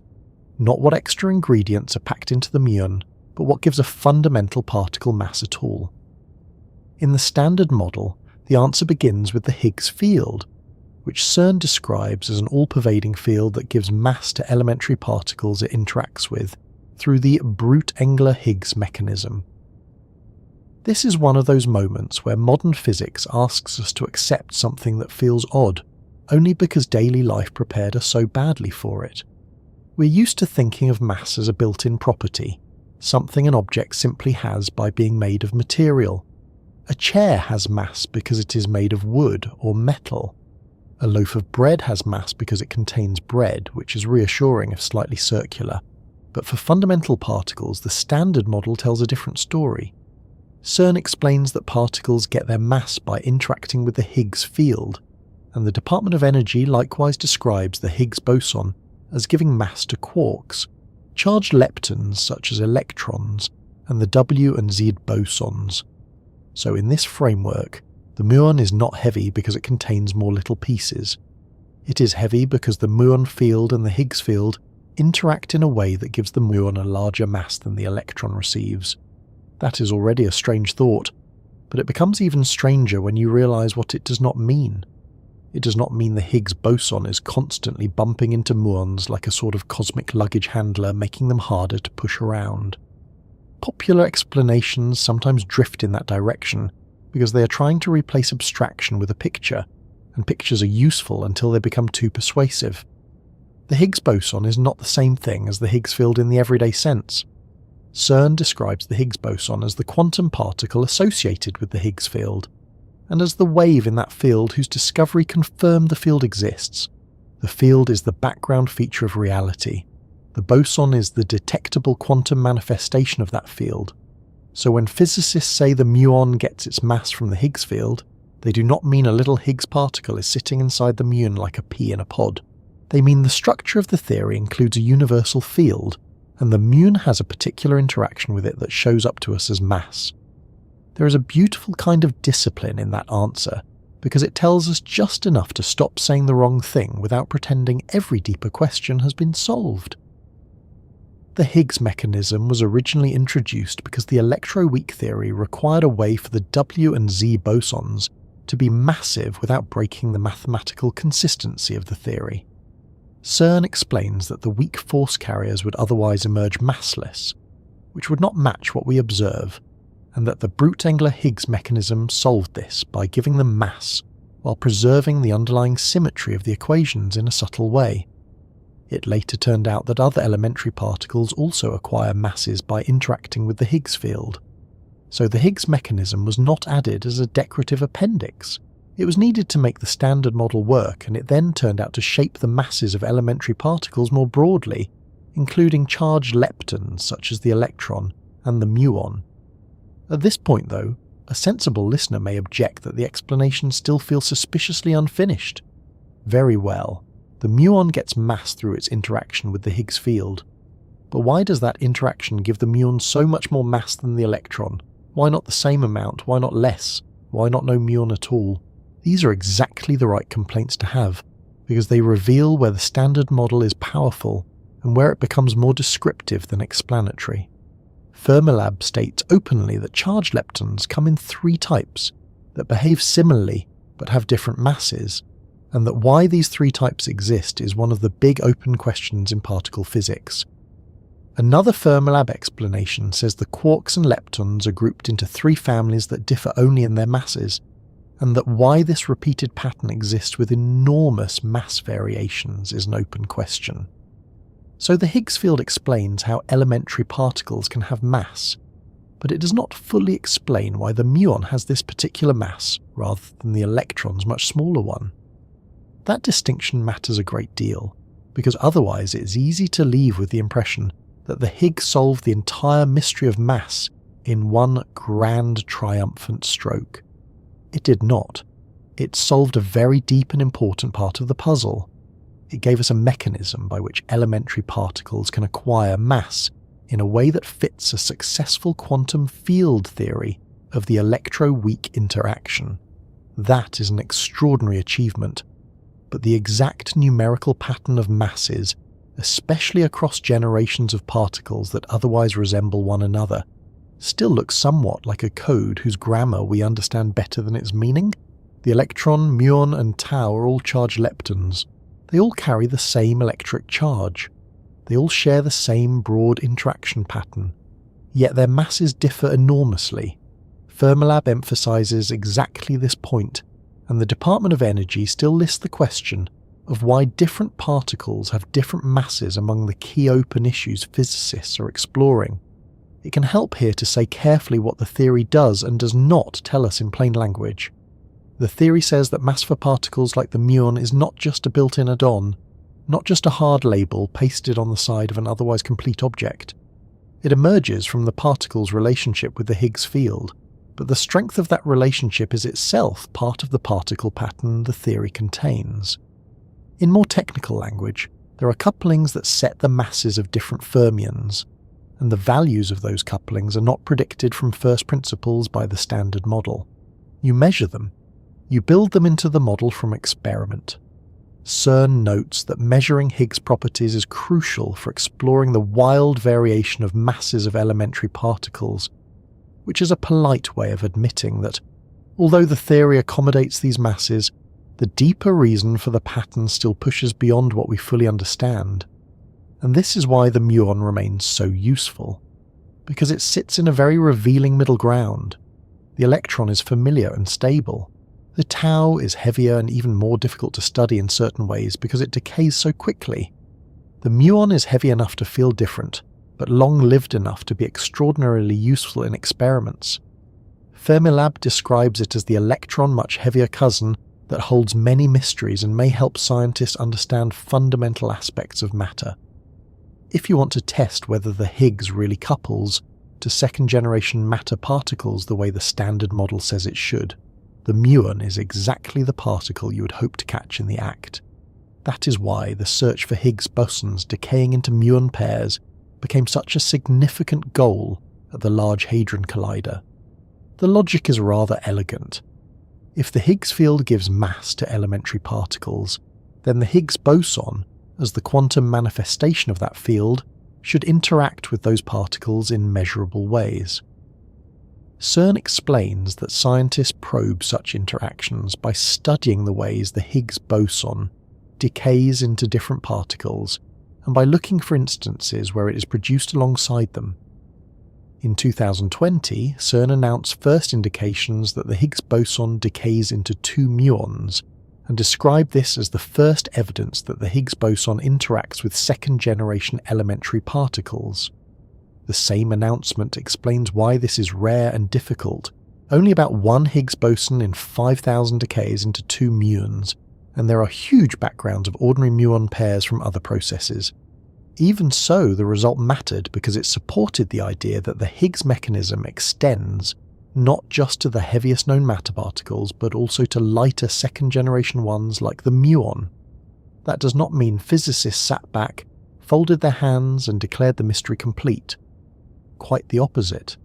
CERN has continued to describe Higgs to muon measurements as part of an ongoing effort to study second-generation interactions more precisely. And as recently as 2025, the Atlas collaboration reported further evidence for Higgs boson decays to muons. The point is not that the story is finished, but that the broad picture has gained real experimental support. the muon behaves like a particle whose mass arises through the same Higgs-based mechanism that the standard model assigns to other elementary particles, while the details of that interaction remain a live area of precision study. This is exactly the kind of situation modern physics loves. The central framework works, but a precise measurement in a slightly awkward corner might still reveal a crack, a mismatch, or the first sign that the existing story is part of something larger. There is another subtle point worth keeping hold of, because mass in everyday life and mass in particle physics are related without being identical in their origin story. CERN is very clear in its public explanations that the Higgs field gives mass only to elementary particles such as electrons and quarks, while most of the mass of ordinary matter around us comes from composite particles like protons and neutrons, whose mass arises mainly from the strong force that binds quarks together. That means the muon's mass is actually a cleaner example of Higgs-generated mass than, say, the mass of a table. The table is mostly built from atoms whose nuclei get most of their mass from the dynamics of the strong interaction. The muon, by contrast, is an elementary particle. So when we ask why the muon has mass, we are looking more directly at the Higgs question than when we ask why a rock is heavy. In a sense, the muon is one of the places where the Higgs story is most honest and least diluted by composite structure. That can be surprisingly clarifying. We often talk as though the Higgs boson explains why anything heavy is heavy, but for ordinary bulk matter that is only part of the story. For an elementary lepton like the muon, though, the standard model answer is much more direct. Without the Higgs field, CERN notes, elementary particles such as electrons would travel at the speed of light like photons and could not organize into more complex structures such as atoms and molecules. The same broad logic applies to other charged leptons.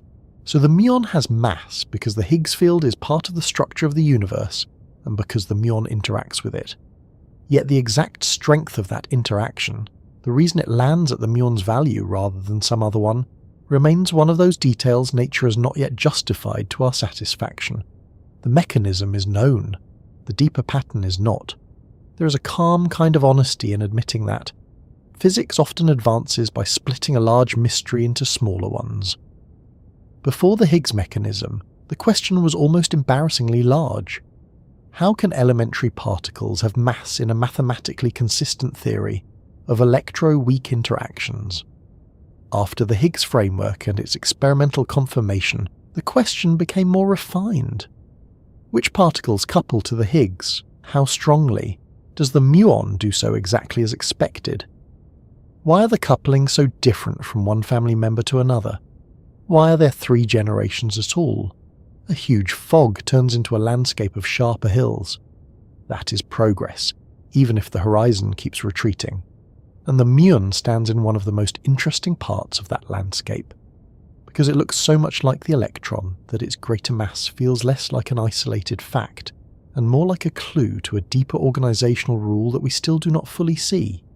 You could say, then, that the muon has mass for 2 different levels of reason, one near and one far. The near reason is that in the standard model it interacts with the Higgs field, just as other elementary particles do. That is the mechanistic answer, and it is backed by the broader success of Higgs physics, and by the growing evidence for Higgs interactions with muons themselves. The far reason, the more unsettling one, is that we still do not know why the pattern of particle masses is what it is. We do not know why the muon sits where it does in the family hierarchy, much heavier than the electron but much lighter than the tau. We do not know why the universe repeats this basic charged lepton pattern 3 times. Fermilab and DOE both continue to describe that repetition and variation as an open question. So the muon's mass is both explained and unexplained, depending on how deep you insist on going. And perhaps that is the right mood to carry forward. Not frustration exactly, and not triumph either. Something steadier. The muon is not heavy because it hides a denser little mechanism inside. It is heavy because the universe contains a Higgs field, and because the muon belongs to the family of elementary particles that interact with it. But the exact reason nature assigned the muon this particular place in the family remains unsettled. The answer is real, and still incomplete, which suits the muon rather well because it has had that personality all along. It appears it behaves in ways we can measure with astonishing precision, and then just when it seems fully accounted for, it leaves one more question behind. And in the muon's case, that is not only a question about why it is heavy, but also about what that mass means for the briefness of its existence. Because unlike the electron, the muon does not keep its role for long before it gives way to lighter particles and slips out of the scene. That briefness is one of the strangest things about the muon, because on paper it looks almost absurdly short-lived for a particle that manages to become so familiar in experiment. When a muon is at rest, its average lifetime is only about 2.2 microseconds before it decays into an electron and two neutrinos. CERN describes this short lifetime as one of the major technical challenges for any machine that hopes to produce and handle muons, and the Department of Energy gives the same basic number, while noting that atmospheric muons still travel far because they move at nearly the speed of light. So the muon has this odd double character. It is fleeting in its own local life, and yet common enough in the world around us that scientists build entire research programs around it. That contrast is worth lingering over, because it tells you something important about physics. A thing does not have to last long to matter greatly. In ordinary life, 2.2 microseconds is so far outside human timing that it barely qualifies as an interval at all. You cannot feel it. You cannot imagine it with any natural accuracy. By the time a human sentence reaches its second word, the muon would have lived and vanished many times over. And yet particle physics is full of timescales like this, times so small that they force us to stop relying on instinct and start relying on measurement. The muon belongs to an interesting middle ground in that world. It is far less stable than the electron, which is treated as stable for all practical purposes, but it lasts much longer than many heavier unstable particles that disappear almost as soon as they are produced. That is one reason the muon became such a useful companion to experiment. It is short-lived enough to be unmistakably unstable, yet long-lived enough to leave tracks, pass through detectors, and reveal its behaviour with unusual clarity. There is a certain kind of elegance in how the muon dies. It does not shatter into a chaotic spray of strongly interacting fragments, the way some other particles do. The Department of Energy describes the ordinary decay simply and cleanly. A muon turns into an electron and two kinds of neutrinos. Fermilab, in describing its mu2e work, makes the same point from another angle, when it notes that the standard model says a muon decays into an electron along with two neutrinos. That pattern matters because it places the muon squarely inside the lepton family story. The muon is not only related to the electron by mass and charge, it also gives way to the electron when its brief existence comes to an end, like a slightly heavier draft of a familiar idea quietly simplifying itself before it leaves the page. That simplification is not just a curiosity. It is one of the reasons the muon became such an unusually clean laboratory for testing the standard model, because its ordinary decay involves only leptons rather than hadrons bound by the strong force. Physicists can study it without as much of the usual mess that comes from strong interaction effects. Fermilab materials aimed at the muon program describe muon decay as a particularly clean process for studying the weak side of the standard model. Even without diving into the technical machinery, the intuition is fairly simple.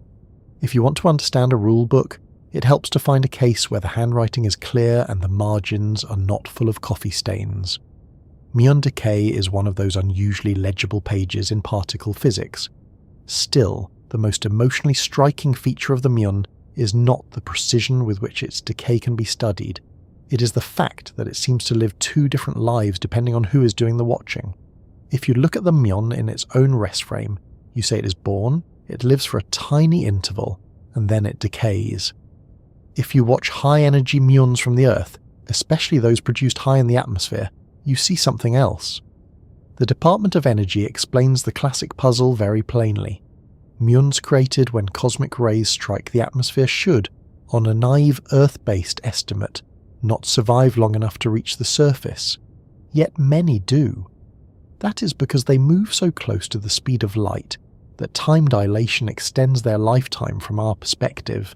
DOE gives a vivid example, noting that from the Earth frame the lifetime can appear close to 90 microseconds, enough for the muon to travel many miles. This is one of the reasons the muon became such a beloved teaching example for relativity. It does not merely illustrate the theory in some abstract blackboard sense. It falls out of the sky and performs the lesson above your head. The Earth-based observer sees a particle that ought to be gone already, yet there it is, arriving at the surface in significant numbers. The Department of Energy uses exactly this example to show how time is measured differently in different frames of reference. What makes the muon so satisfying is that the phenomenon is not subtle in the philosophical sense. It is experimentally real and unavoidable. The atmosphere is full of evidence that time, under the right conditions, does not behave in the comfortable way common sense expects. And the messenger that brings that news to ground level is this brief, stubborn lepton with a lifespan that sounds impossible until relativity steps in and rescues the journey. There is something almost comic in that arrangement. The Muon is short, lived enough to be called fleeting, and yet one of its most famous achievements is surviving long enough to embarrass ordinary intuition. It is a little like meeting someone whose defining trait is being late, only to discover they have somehow arrived before everyone else. The point is not that the muon stops being short-lived. It remains short-lived in an absolute sense. The point is that short-lived is not the same as locally irrelevant once motion and relativity are allowed into the story. That is why atmospheric muons are not a paradox, but a triumph of deeper understanding. The briefness of the muon does not prevent it from reaching us. Under the conditions nature gives it, that very briefness becomes one of the clearest places where relativistic time reveals itself in the ordinary physical world. And once you know that, the night sky begins to feel subtly busier. Cosmic rays strike the upper atmosphere. Charged pions are produced. CERN explains that these charged pions swiftly decay into muons, and that unlike pions, the muons do not interact strongly with matter and can travel through the atmosphere to penetrate below ground. The Department of Energy says much the same, describing the muons that hit Earth as products of collisions between atmospheric particles and high-energy cosmic rays. So the fleeting life of the muon is not an isolated laboratory phenomenon. It is woven into a continuous natural process above us all the time, a process in which short-lived particles are constantly born, constantly decaying, and constantly sending a fraction of their descendants down into the spaces we inhabit. That natural abundance makes the muon's short life feel even stranger. We are not talking about a particle that appears once in a heroic experiment and then withdraws to the realm of specialist diagrams. The Department of Energy says atmospheric muons constantly hit every inch of the Earth's surface and pass through almost any substance, while CERN gives a wonderfully concrete comparison, saying that about 1 per second passes through a volume the size of a person's head at the surface of the Earth. So you have this particle that, in isolation, survives for only a tiny instant, and yet in aggregate forms a steady rain through the world around you, fleeting individually, persistent collectively. The universe is full of things like that, events that vanish almost at once but occur so reliably that they become part of the environment. Rain itself works that way, in a sense. Each drop falls and is gone, but the shower remains. There is also a practical side to the muon's brief life that makes it scientifically precious. Because the lifetime is short but measurable, and because the decay is clean, physicists can use the muon as a precision tool. Experiments that measure the muon lifetime with great care are not merely compiling trivia. Fermilab materials describe muon decay as an important, clean, weak process, and more broadly the lifetime and decay properties of unstable particles are described by Atlas as fundamental quantities for exploring the boundaries of known physics. The muon therefore occupies a very productive niche. It does not linger so long that it becomes boringly permanent, nor does it disappear so quickly that it leaves no usable evidence. It stands at exactly the sort of timescale where nature can be measured with extraordinary seriousness. That is also why its short life becomes such a central engineering problem whenever people dream bigger dreams for muon beams and muon colliders. CERN is explicit about this. A muon collider would have real advantages, partly because muons are much heavier than the electrons and lose far less energy to synchrotron radiation in a circular machine. But the major technical challenge is their short lifetime. You do not have the luxury of producing muons and then thinking the rest through over tea. They must be created, manipulated, accelerated, and collided on a schedule dictated by a particle that is already halfway out the door. There is something rather muon-like about that as a research challenge. The particle offers enormous promise, but only if you can work at the pace its brief existence demands. Even in that context, though, the muon's fleetingness is not merely an inconvenience. It is part of what makes the particle revealing. A particle that decays gives you access to transformation. It tells you not only that it existed, but what routes nature allows it to take when it ceases to exist in that form. The Department of Energy gives the ordinary decay products.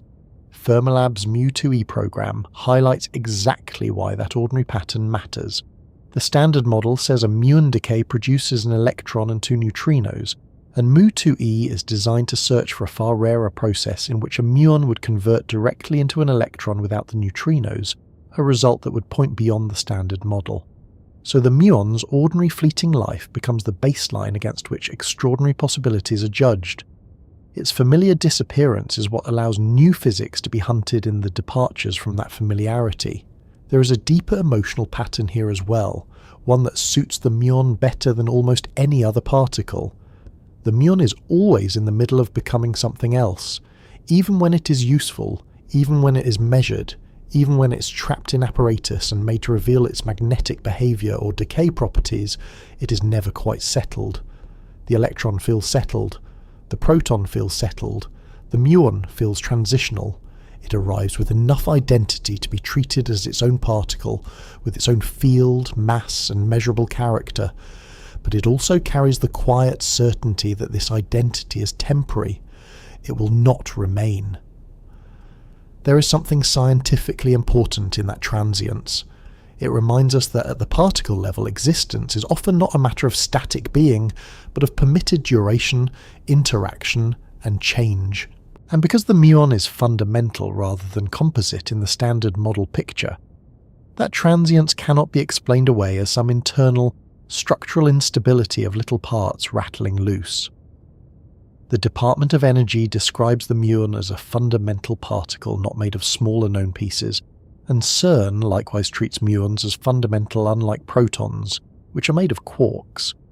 So when the muon decays, what is changing is not the arrangement of hidden mechanical components in the old everyday sense. What is changing is the state of the quantum fields, the allowed transformation of one elementary particle into others. That is a very modern kind of mortality, not breaking apart like a watch dropped on the floor, but ceasing as one excitation and appearing as another set. The fleeting life of the muon is therefore one of the clearest places where the field-based language of particle physics stops feeling optional and starts feeling necessary. It is tempting, when one hears all this, to describe the muon as fragile, but that would be slightly wrong in a way worth noticing. Fragile things in ordinary life are easily disturbed by their environment. A glass shatters if struck. A cake collapses if mishandled, though some would argue this merely improves the honesty of the cake. The muon is not fragile in that domestic sense.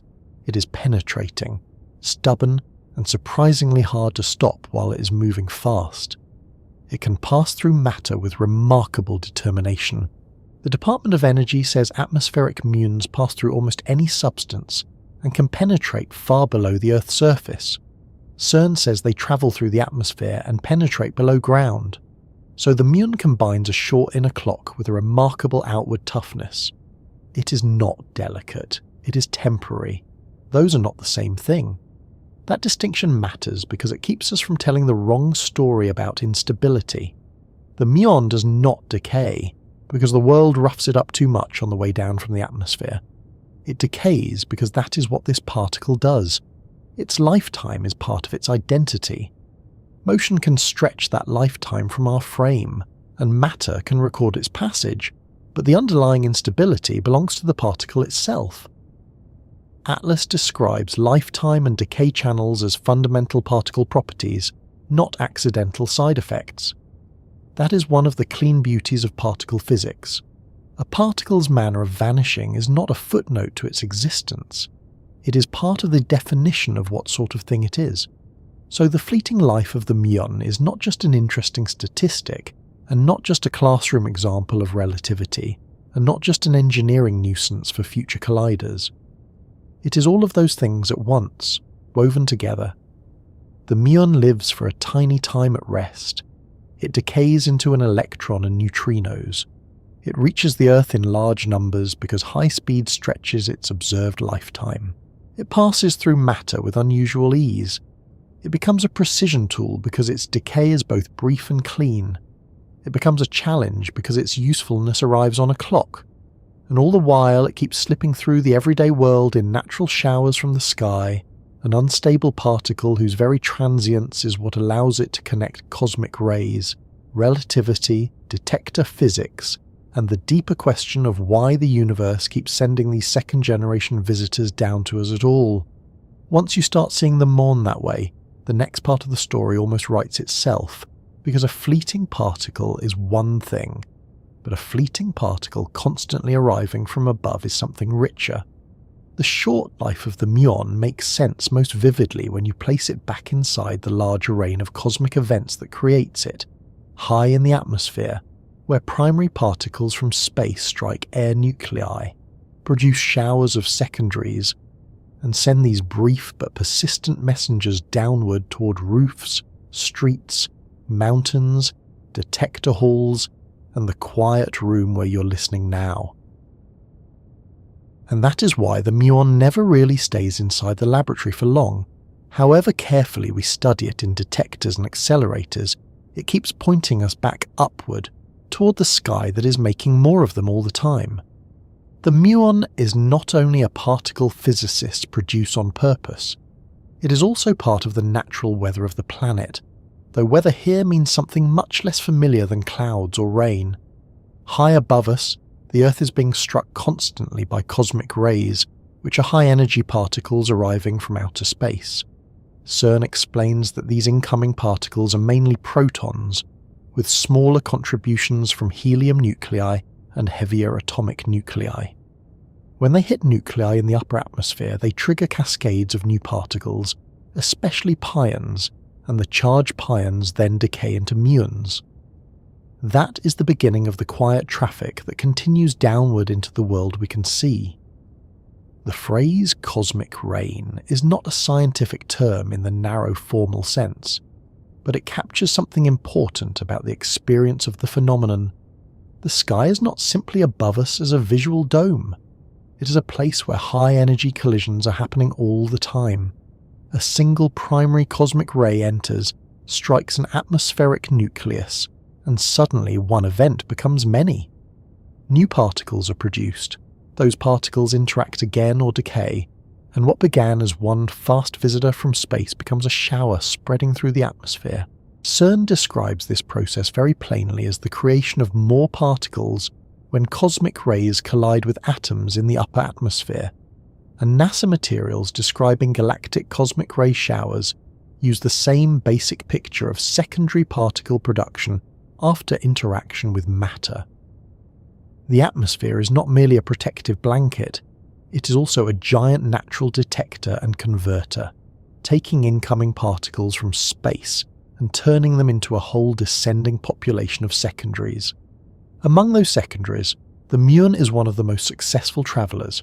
Many particles produced in a shower are quickly absorbed, decay too fast to matter at ground level, or interact strongly enough with air and matter that they do not get very far.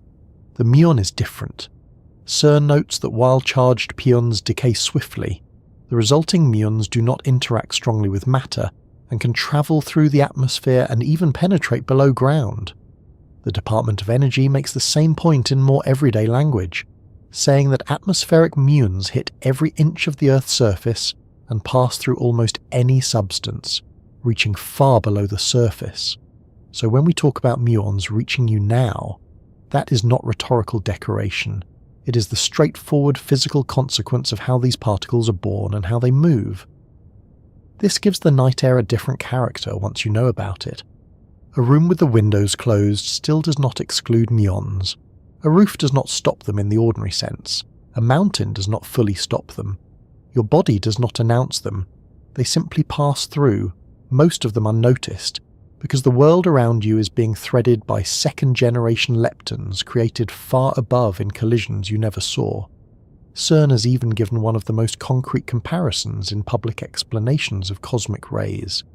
At the Earth's surface, about 1 muon per second passes through a volume the size of a person's head. Another CERN source on muon tomography states the ground-level flux in a different but compatible way, about 1 muon per square centimetre per minute. These are the kinds of numbers that make the hidden traffic feel suddenly local. Not someday, not somewhere else, now and here.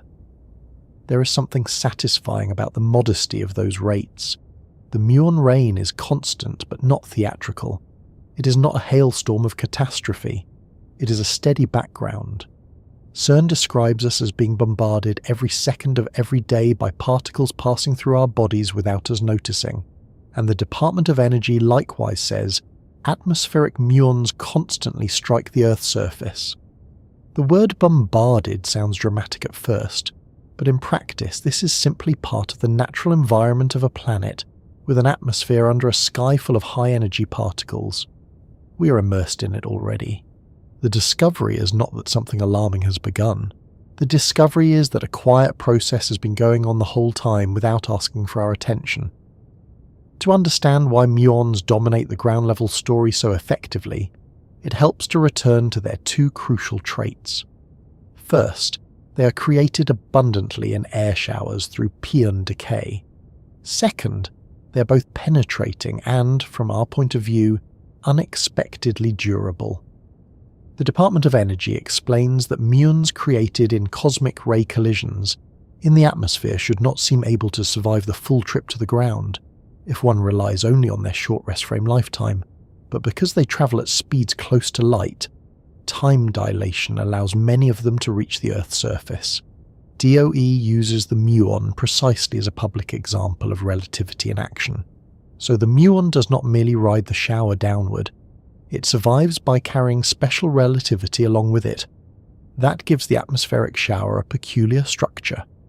It is not just a chaotic spray in which every particle behaves the same way. It is more selective than that. Some secondaries vanish quickly, some are absorbed, some transform. The muon ends up as one of the most visible surviving products at ground level, not because the shower is uniform, but because the muon has exactly the combination of production pathway, speed, interaction strength, and mass that lets it emerge from the process as a reliable messenger. DOE explains that muons are created when cosmic rays strike the atmosphere, and that these muons can then pass through almost any substance. CERN explains that pions appear first and charged pions then decay into muons. Put together, those descriptions give the atmospheric shower a kind of logic. The upper atmosphere is where the crowd forms. The muon is one of the particles that actually makes it through the crush. If you were to picture this in the old object-centered way, you might imagine the Earth standing under a constant invisible drizzle of tiny fast bullets. That picture is not entirely useless, but it misses the richer point. What reaches you is the end result of a whole chain of field-based events, collisions and decays unfolding over many kilometers of atmosphere. The muon in your room began not as a permanent little object already labelled and sent intact from deep space, but as part of a cascade. A primary cosmic ray entered, a collision occurred, pions were produced, a charged pion decayed, a muon continued downward. In that sense, every muon at the surface carries a history of transformation. It is a local arrival with a very non-local story behind it. That chain also reminds us that the atmosphere does not merely shield us from space, it edits space for us. Chicago explains cosmic rays as particles from outer space that are generally blocked by the atmosphere and made harmless to humans, but in being blocked they produce showers of secondaries. CERN then picks up the story by showing that one of those secondaries, the muon, has enough endurance to continue through the atmosphere and below ground. So the atmosphere is doing two jobs at once. It reduces the threat from primaries, and in the process it creates a downstream population of particles that become part of our local environment. The result is not a silent shield, but an active conversion layer above the planet. One reason this matters so much scientifically is that the muon shower at the surface is not merely a curiosity, it is a resource. CERN public material on muon tomography explains that the constant flux of cosmic muons can be used to study large structures because muons pass through material and their paths are altered depending on what they traverse. DOE likewise emphasizes how deeply muons can penetrate, potentially more than a mile below the Earth's surface.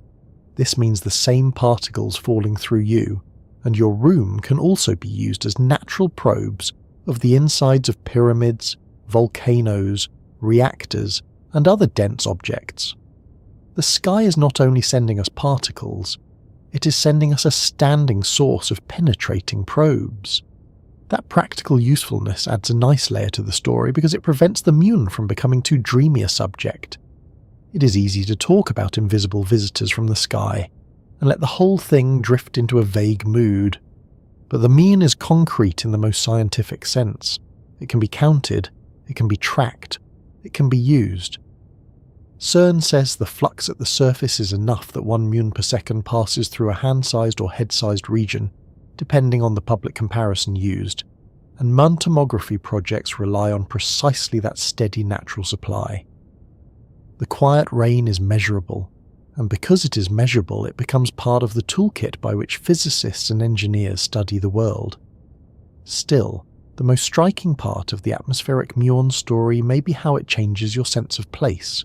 We're used to imagining ourselves surrounded by ordinary matter and ordinary forces: air, walls, furniture, sound, light, perhaps rain against the window or traffic in the street.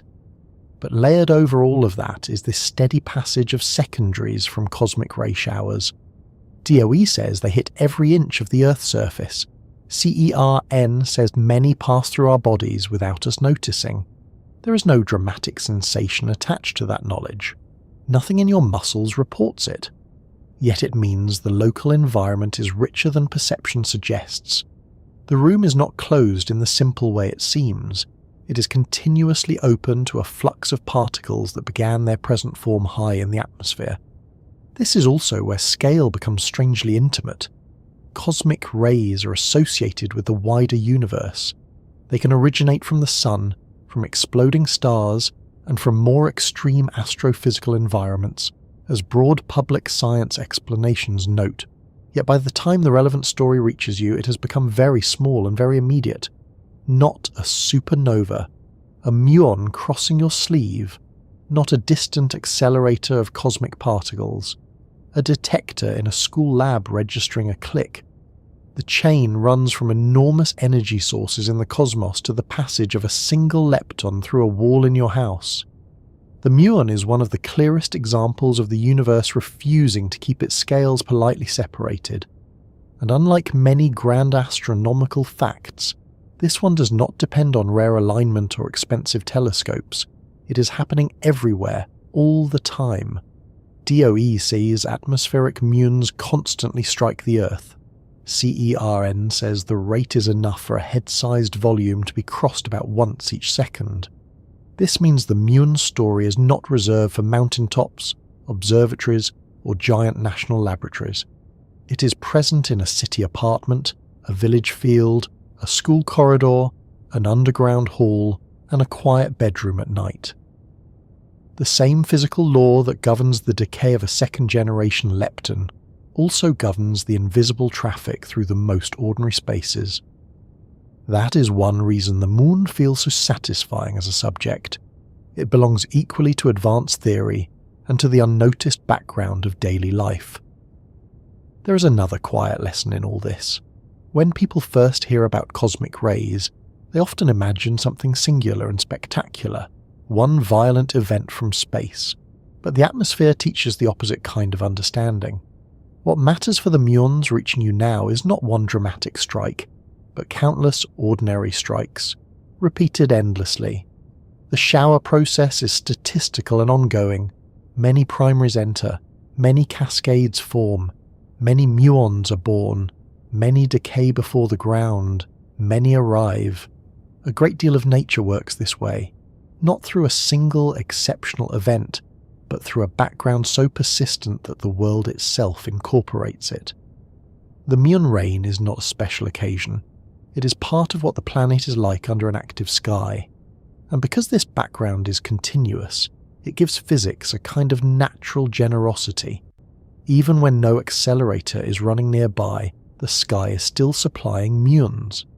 Fermilab, the Department of Energy, and CERN all note in various public explanations that muons occur naturally when cosmic rays strike the atmosphere.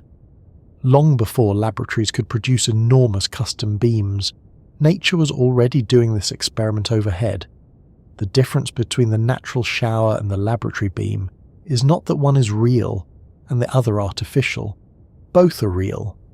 It is that one is distributed, uncontrolled, and always on, while the other is concentrated, tuned, and built to answer narrower questions.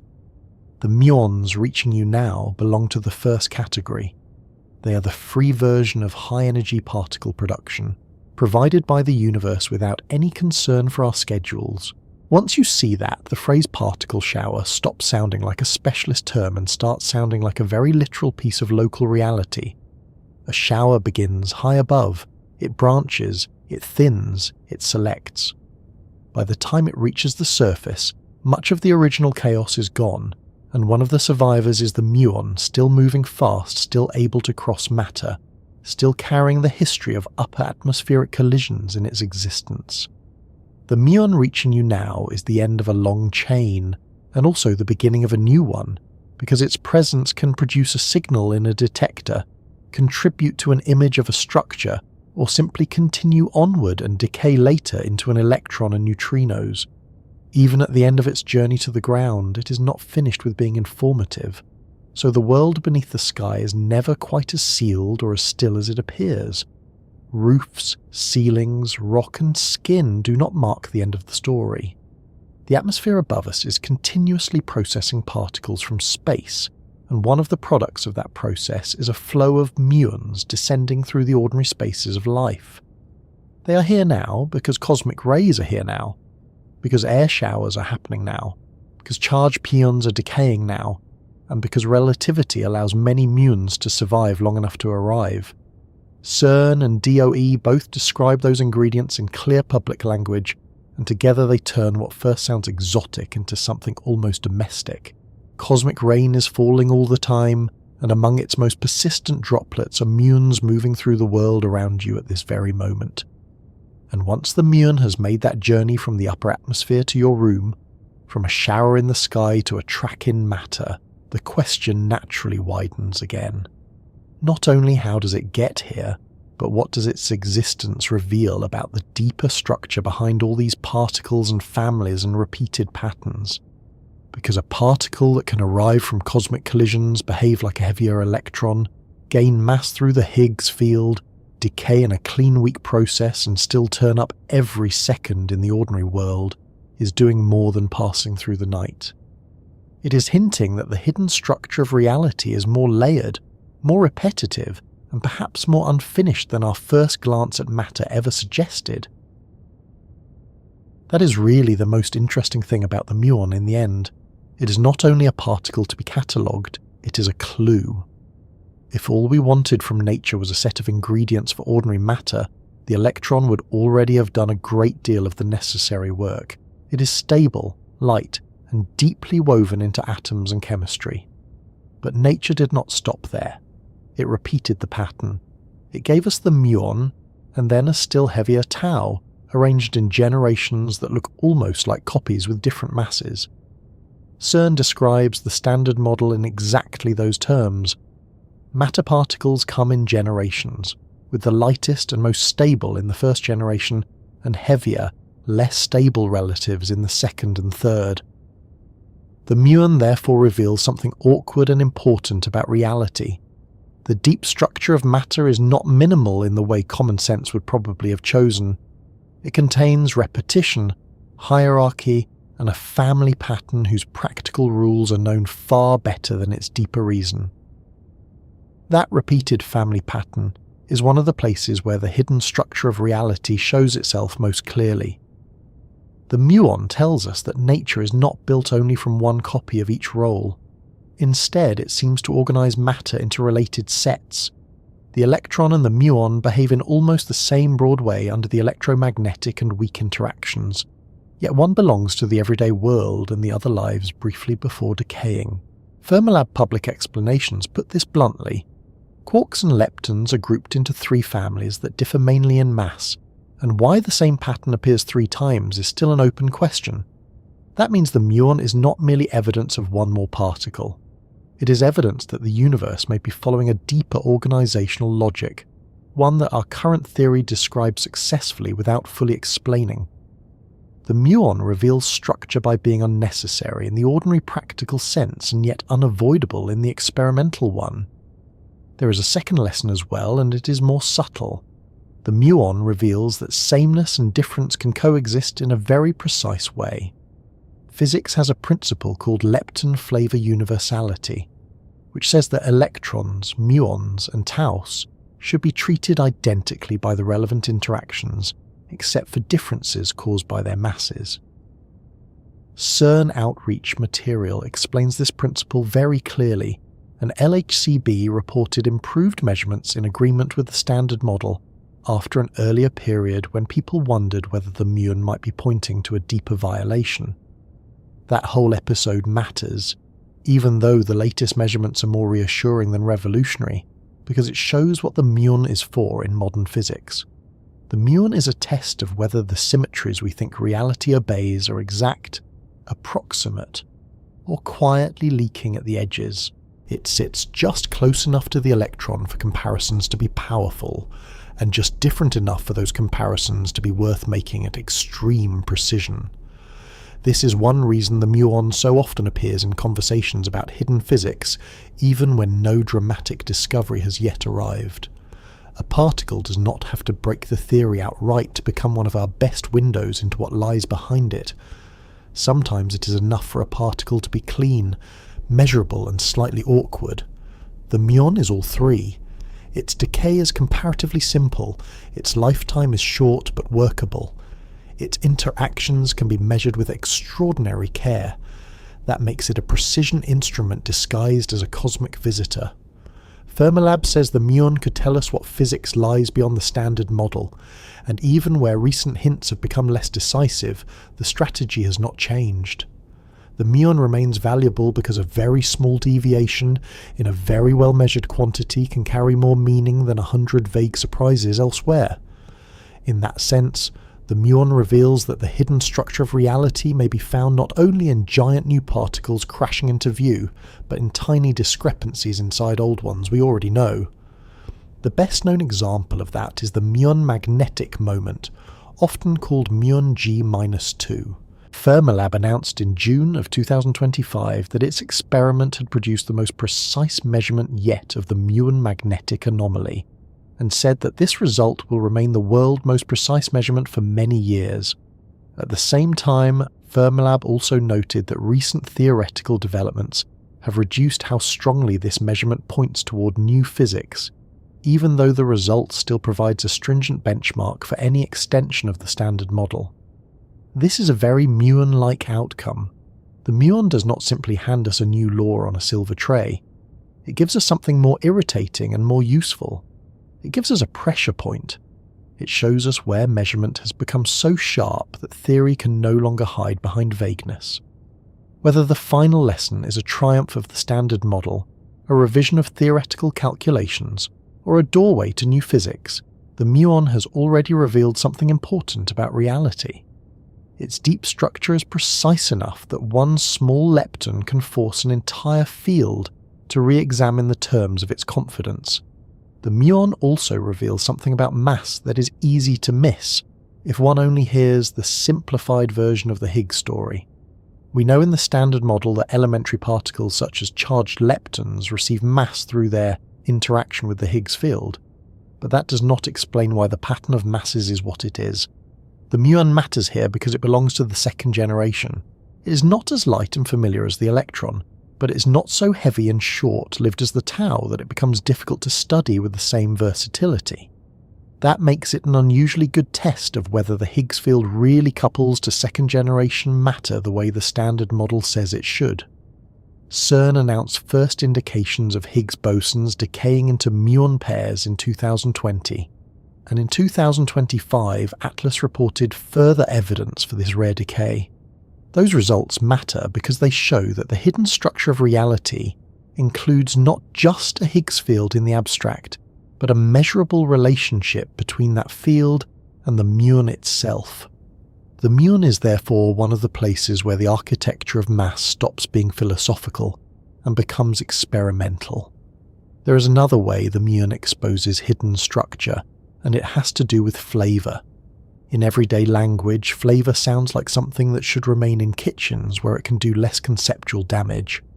In particle physics, however, flavour means types within a family, such as electron, muon, and tau.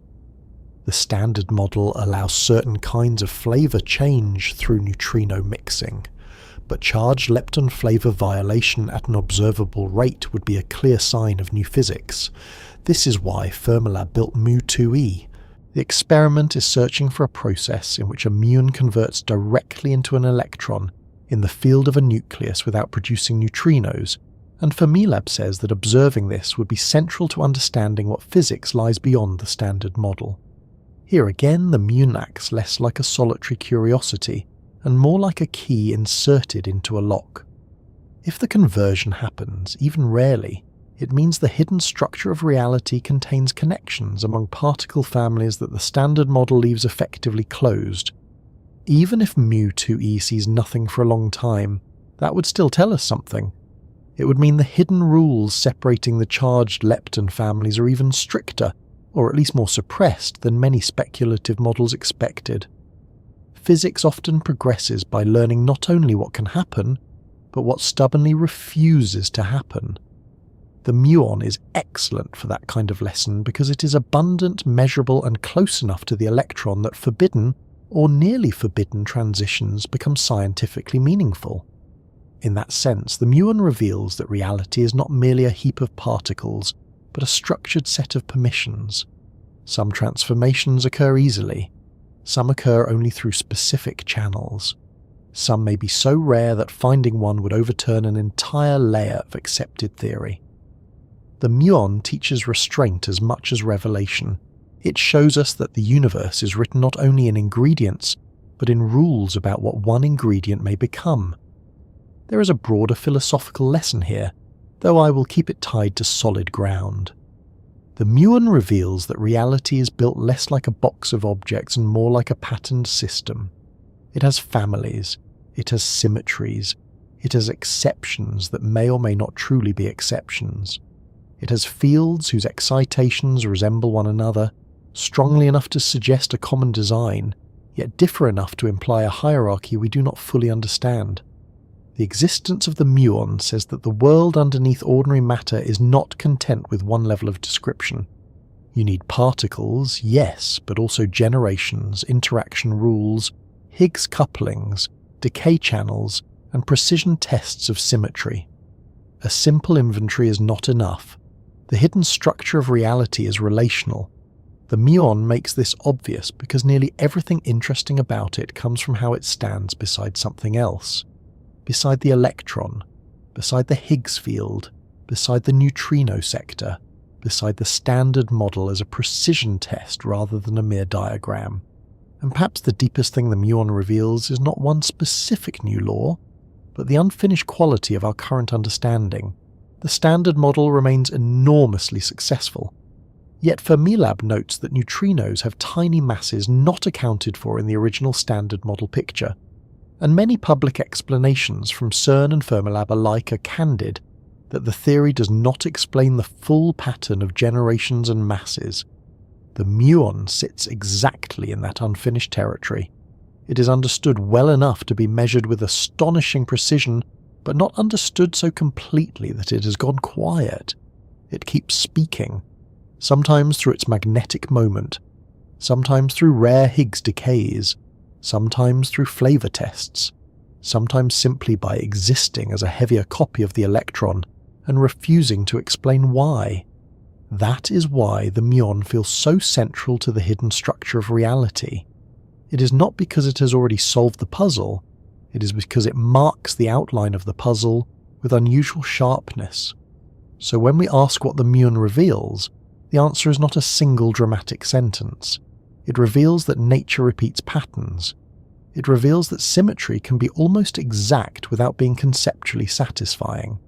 It reveals that mass is tied to field interactions rather than little mechanical stuffing. It reveals that rare processes and precision measurements may be where the next cracks in the theory appear. It reveals that the hidden structure of reality is both elegant and uneven, lawful and still not fully intelligible. And above all, it reveals that some of the best clues in physics come not from the particles that build the visible world directly, but from the ones that seem almost redundant until you study them closely enough to realize they are not redundant at all. The muon is one of those clues. It is the particle that keeps turning a finished-looking theory back into a question, and that is why it feels so close to telling us everything, while never quite saying the last part out loud. And that is why the muon ends up feeling larger than itself. It is not the lightest particle, not the most stable one, not the particle that builds the furniture of ordinary matter, and not the one most people learn first. Yet it keeps turning up wherever physics becomes both precise and uneasy. It sits between familiarity and strangeness in almost the perfect way. It is a fundamental lepton, like the electron, but much heavier. It is abundant in nature because cosmic ray showers create it constantly in the atmosphere, yet it is unstable and short-lived. It behaves enough like known physics to be measured with extraordinary care, and just differently enough to keep raising the possibility that known physics is not the whole story. That is why the muon feels like the particle that almost tells us everything. It touches nearly every important layer of the modern picture, without quite dissolving the final mystery. One reason it almost tells us everything is that it exposes the deep family structure of matter. If nature had been built in the most economical way our instincts might prefer, there would perhaps have been one charged lepton for ordinary matter, and that would have been enough. Instead, the standard model arranges matter particles into generations. CERN explains that the lightest and most stable particles belong to the first generation, while heavier and less stable relatives occupy the second and third. The muon is the second generation charged lepton. That means the universe does not merely contain ingredients, it contains repeated patterns. The electron appears, then a heavier cousin again in the tau. The muon therefore tells us that reality is organized, but not minimally organized. It repeats itself. It varies mass while preserving family resemblance. It gives us pattern before it gives us reason, and that is one of the strongest signs that our current theory is describing a structure deeper than common sense, but not yet explaining it all the way down. It also almost tells us everything because it corrects the oldest visual mistake people make about particles. The muon does not behave like a little hard grain with a tiny interior waiting to be unscrewed. As far as experiments show, it is elementary. The Department of Energy describes it as a fundamental particle not made of smaller known pieces. That matters because once the muon stops being a hidden mechanical object, modern physics has to speak in a different language. It becomes natural to think in terms of fields and excitations rather than tiny balls of matter. The muon, like the electron, is better understood as the quantized appearance of a field with specific properties. So this particle almost tells us what matter is really like at the smallest scales, not by offering a final brick out of which all else is visibly constructed, but by showing that the deeper level may not be built from little bricks in the ordinary sense at all. It points away from the furniture of everyday thought and toward the stranger architecture of quantum fields. Then there is mass, which is where the muon becomes especially revealing. If a heavier electron like cousin exists, the immediate human reflex is to ask what extra stuff was put into it. But the standard model answer is not more stuffing. The muon gets its mass through its interaction with the Higgs field, just as other elementary particles do. What makes the muon so interesting is that it belongs to the second generation, which means it gives physicists a way to test whether the Higgs mechanism really governs lighter matter particles beyond the heaviest known cases. In July of 2025, Atlas reported evidence for Higgs bosons decaying into two muons, and CERN described this as part of the effort to confirm that the Higgs mechanism also governs the masses of lighter elementary particles. That is a very direct way for the muon to tell us something profound. It tells us that mass, at least for fundamental particles, is not simply a built-in material heft in the old everyday sense. It is tied to a field relationship that can be measured experimentally. The muon therefore almost tells us what mass is, while still leaving unanswered why its own mass is what it is rather than some other value. That last point is important because it captures the difference between explaining a mechanism and explaining a pattern. The Higgs field gives us the mechanism by which elementary particles like the muon can have mass, but the muon still refuses to explain why the lepton family comes in 3 generations, or why the masses are spread out the way they are. Fermilab says openly that why particles in the same family have such different masses remains one of the big open questions. So the muon almost tells us everything about mass in the near sense. It tells us how mass enters the standard model. It helps verify that the Higgs really couples to second-generation matter. But it stops just before the more unsettling answer. It does not tell us why the universe chose this exact hierarchy of electron, muon and tau. It points to the rule without fully disclosing the reason. The muon also almost tells us everything because it turns precision into a way of listening for hidden structure. Plenty of particles are interesting because they are dramatic. The muon is interesting because it is disciplined. It can be produced, stored, tracked, timed and measured with astonishing care. That is why the muon magnetic anomaly became so important. On June 3, 2025, Fermilab announced the final and most precise measurement yet from the Muon G-2 experiment. Fermilab said this result will remain the world's most precise measurement of the Muon magnetic anomaly for many years, and the Department of Energy likewise described it as the most precise measurement of this quantity. The important thing is not simply that the number was measured, it is that the muon is the kind of particle on which theory and experiment can meet at very high precision. When that happens, even a small discrepancy becomes meaningful. The muon almost tells us whether the standard model is complete because it is one of the cleanest places where the theory can be pressed hard enough to answer back. At the same time, the recent story of that measurement is a very good example of why the word almost matters so much. Fermilab itself noted in the 2025 announcement that developments in the theoretical prediction have reduced how strongly the result points toward new physics, even while leaving the measurement as a stringent benchmark for proposed extensions of the standard model. That is a wonderfully muon-like outcome.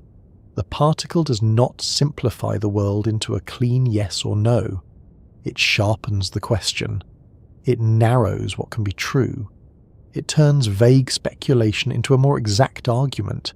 In other words, the muon almost tells us everything not by delivering a final revelation, but by forcing every possible explanation to become more honest. It is less a grand trumpet and more a tuning fork. It keeps sounding until the theory either matches reality or admits where it still does not. There is another place where the muon comes very close to opening the next layer of reality, and that is flavor. The standard model treats the charged leptons as separate family members. Electrons, muons and taus follow the same broad interaction rules, apart from mass effects, and public CERN material describes lepton flavor universality as a key standard model feature. That makes any clear violation tremendously important.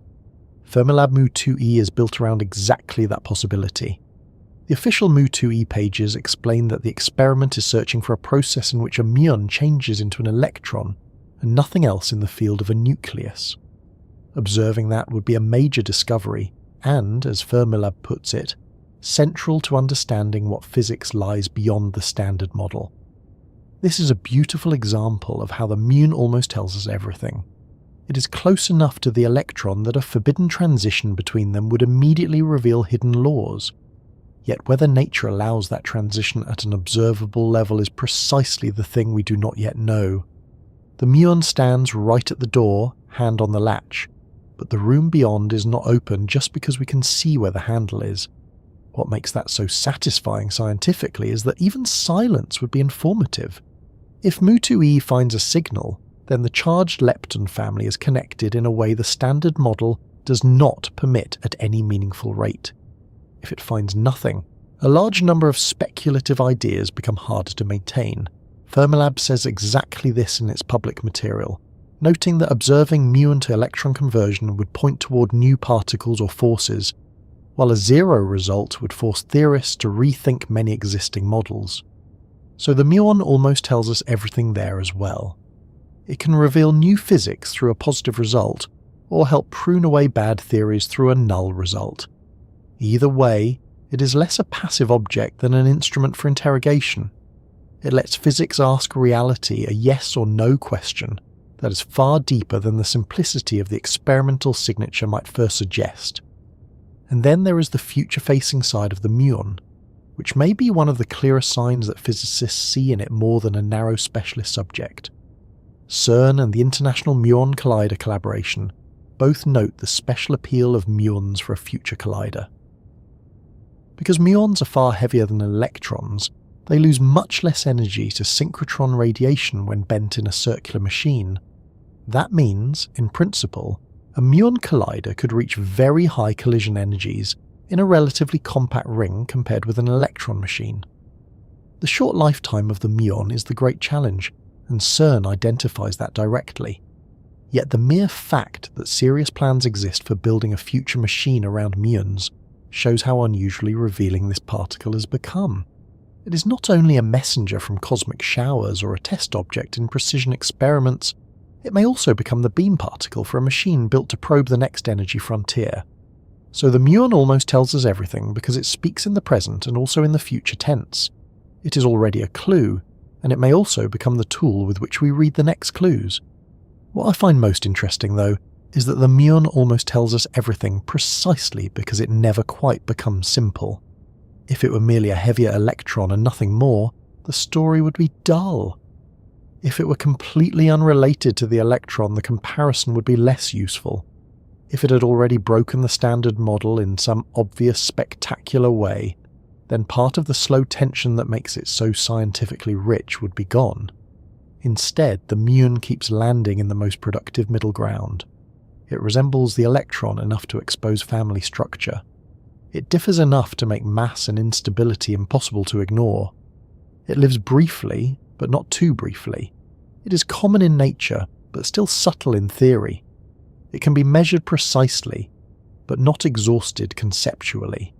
The muon therefore reveals something about how science often advances, not through a single monster contradiction, but through an object that keeps agreeing with the theory just enough to be trusted, and disagreeing with our comfort just enough to remain alive as a question. So when we return to the question we began with, what is a muon really made of? The answer now feels much larger than it did at the start. The muon is not made of smaller known parts, according to present evidence. It is a fundamental particle, a heavier cousin of the electron, part of the second lepton generation, given mass through the Higgs field, decaying through the weak interaction, arriving naturally from cosmic ray showers, used to test precision theory, used to hunt for forbidden flavor change, and perhaps one day used as the basis for a collider that could push further into unknown territory. That is a remarkable amount for one short-lived particle to be carrying. It does not merely sit in the standard model like one more label in a box. It runs threads through the whole fabric. It touches fields, mass, symmetry, family structure, decay, precision, and future experiments all at once. That is why it feels so close to saying the whole thing. It keeps pointing from one layer of reality to another, as though the universe left a trail of small clues in the shape of one very restless lepton. And still, after all of that, the final why remains out of reach. Why this family structure? Why this mass hierarchy? Why this heavier copy at all? Why a universe that seems to prefer repetition with variation, rather than the minimal cast of characters we might have expected? Fermilab and CERN both make clear in different ways that the standard model is successful without being the end of the story. The Muon almost tells us everything because it stands exactly at that boundary. It is well enough understood to be useful everywhere and not well enough explained to go quiet. It keeps arriving from the sky, keeps passing through detectors, keeps entering equations, keeps forcing better measurements, keeps asking the same stubborn question in a slightly different voice each time. Not what are the answers only, but what sort of world needs a particle like this in the first place? And that is the point where a small, short-lived visitor stops looking like a footnote to matter and starts looking like one of the best ways the hidden structure of reality has of introducing itself.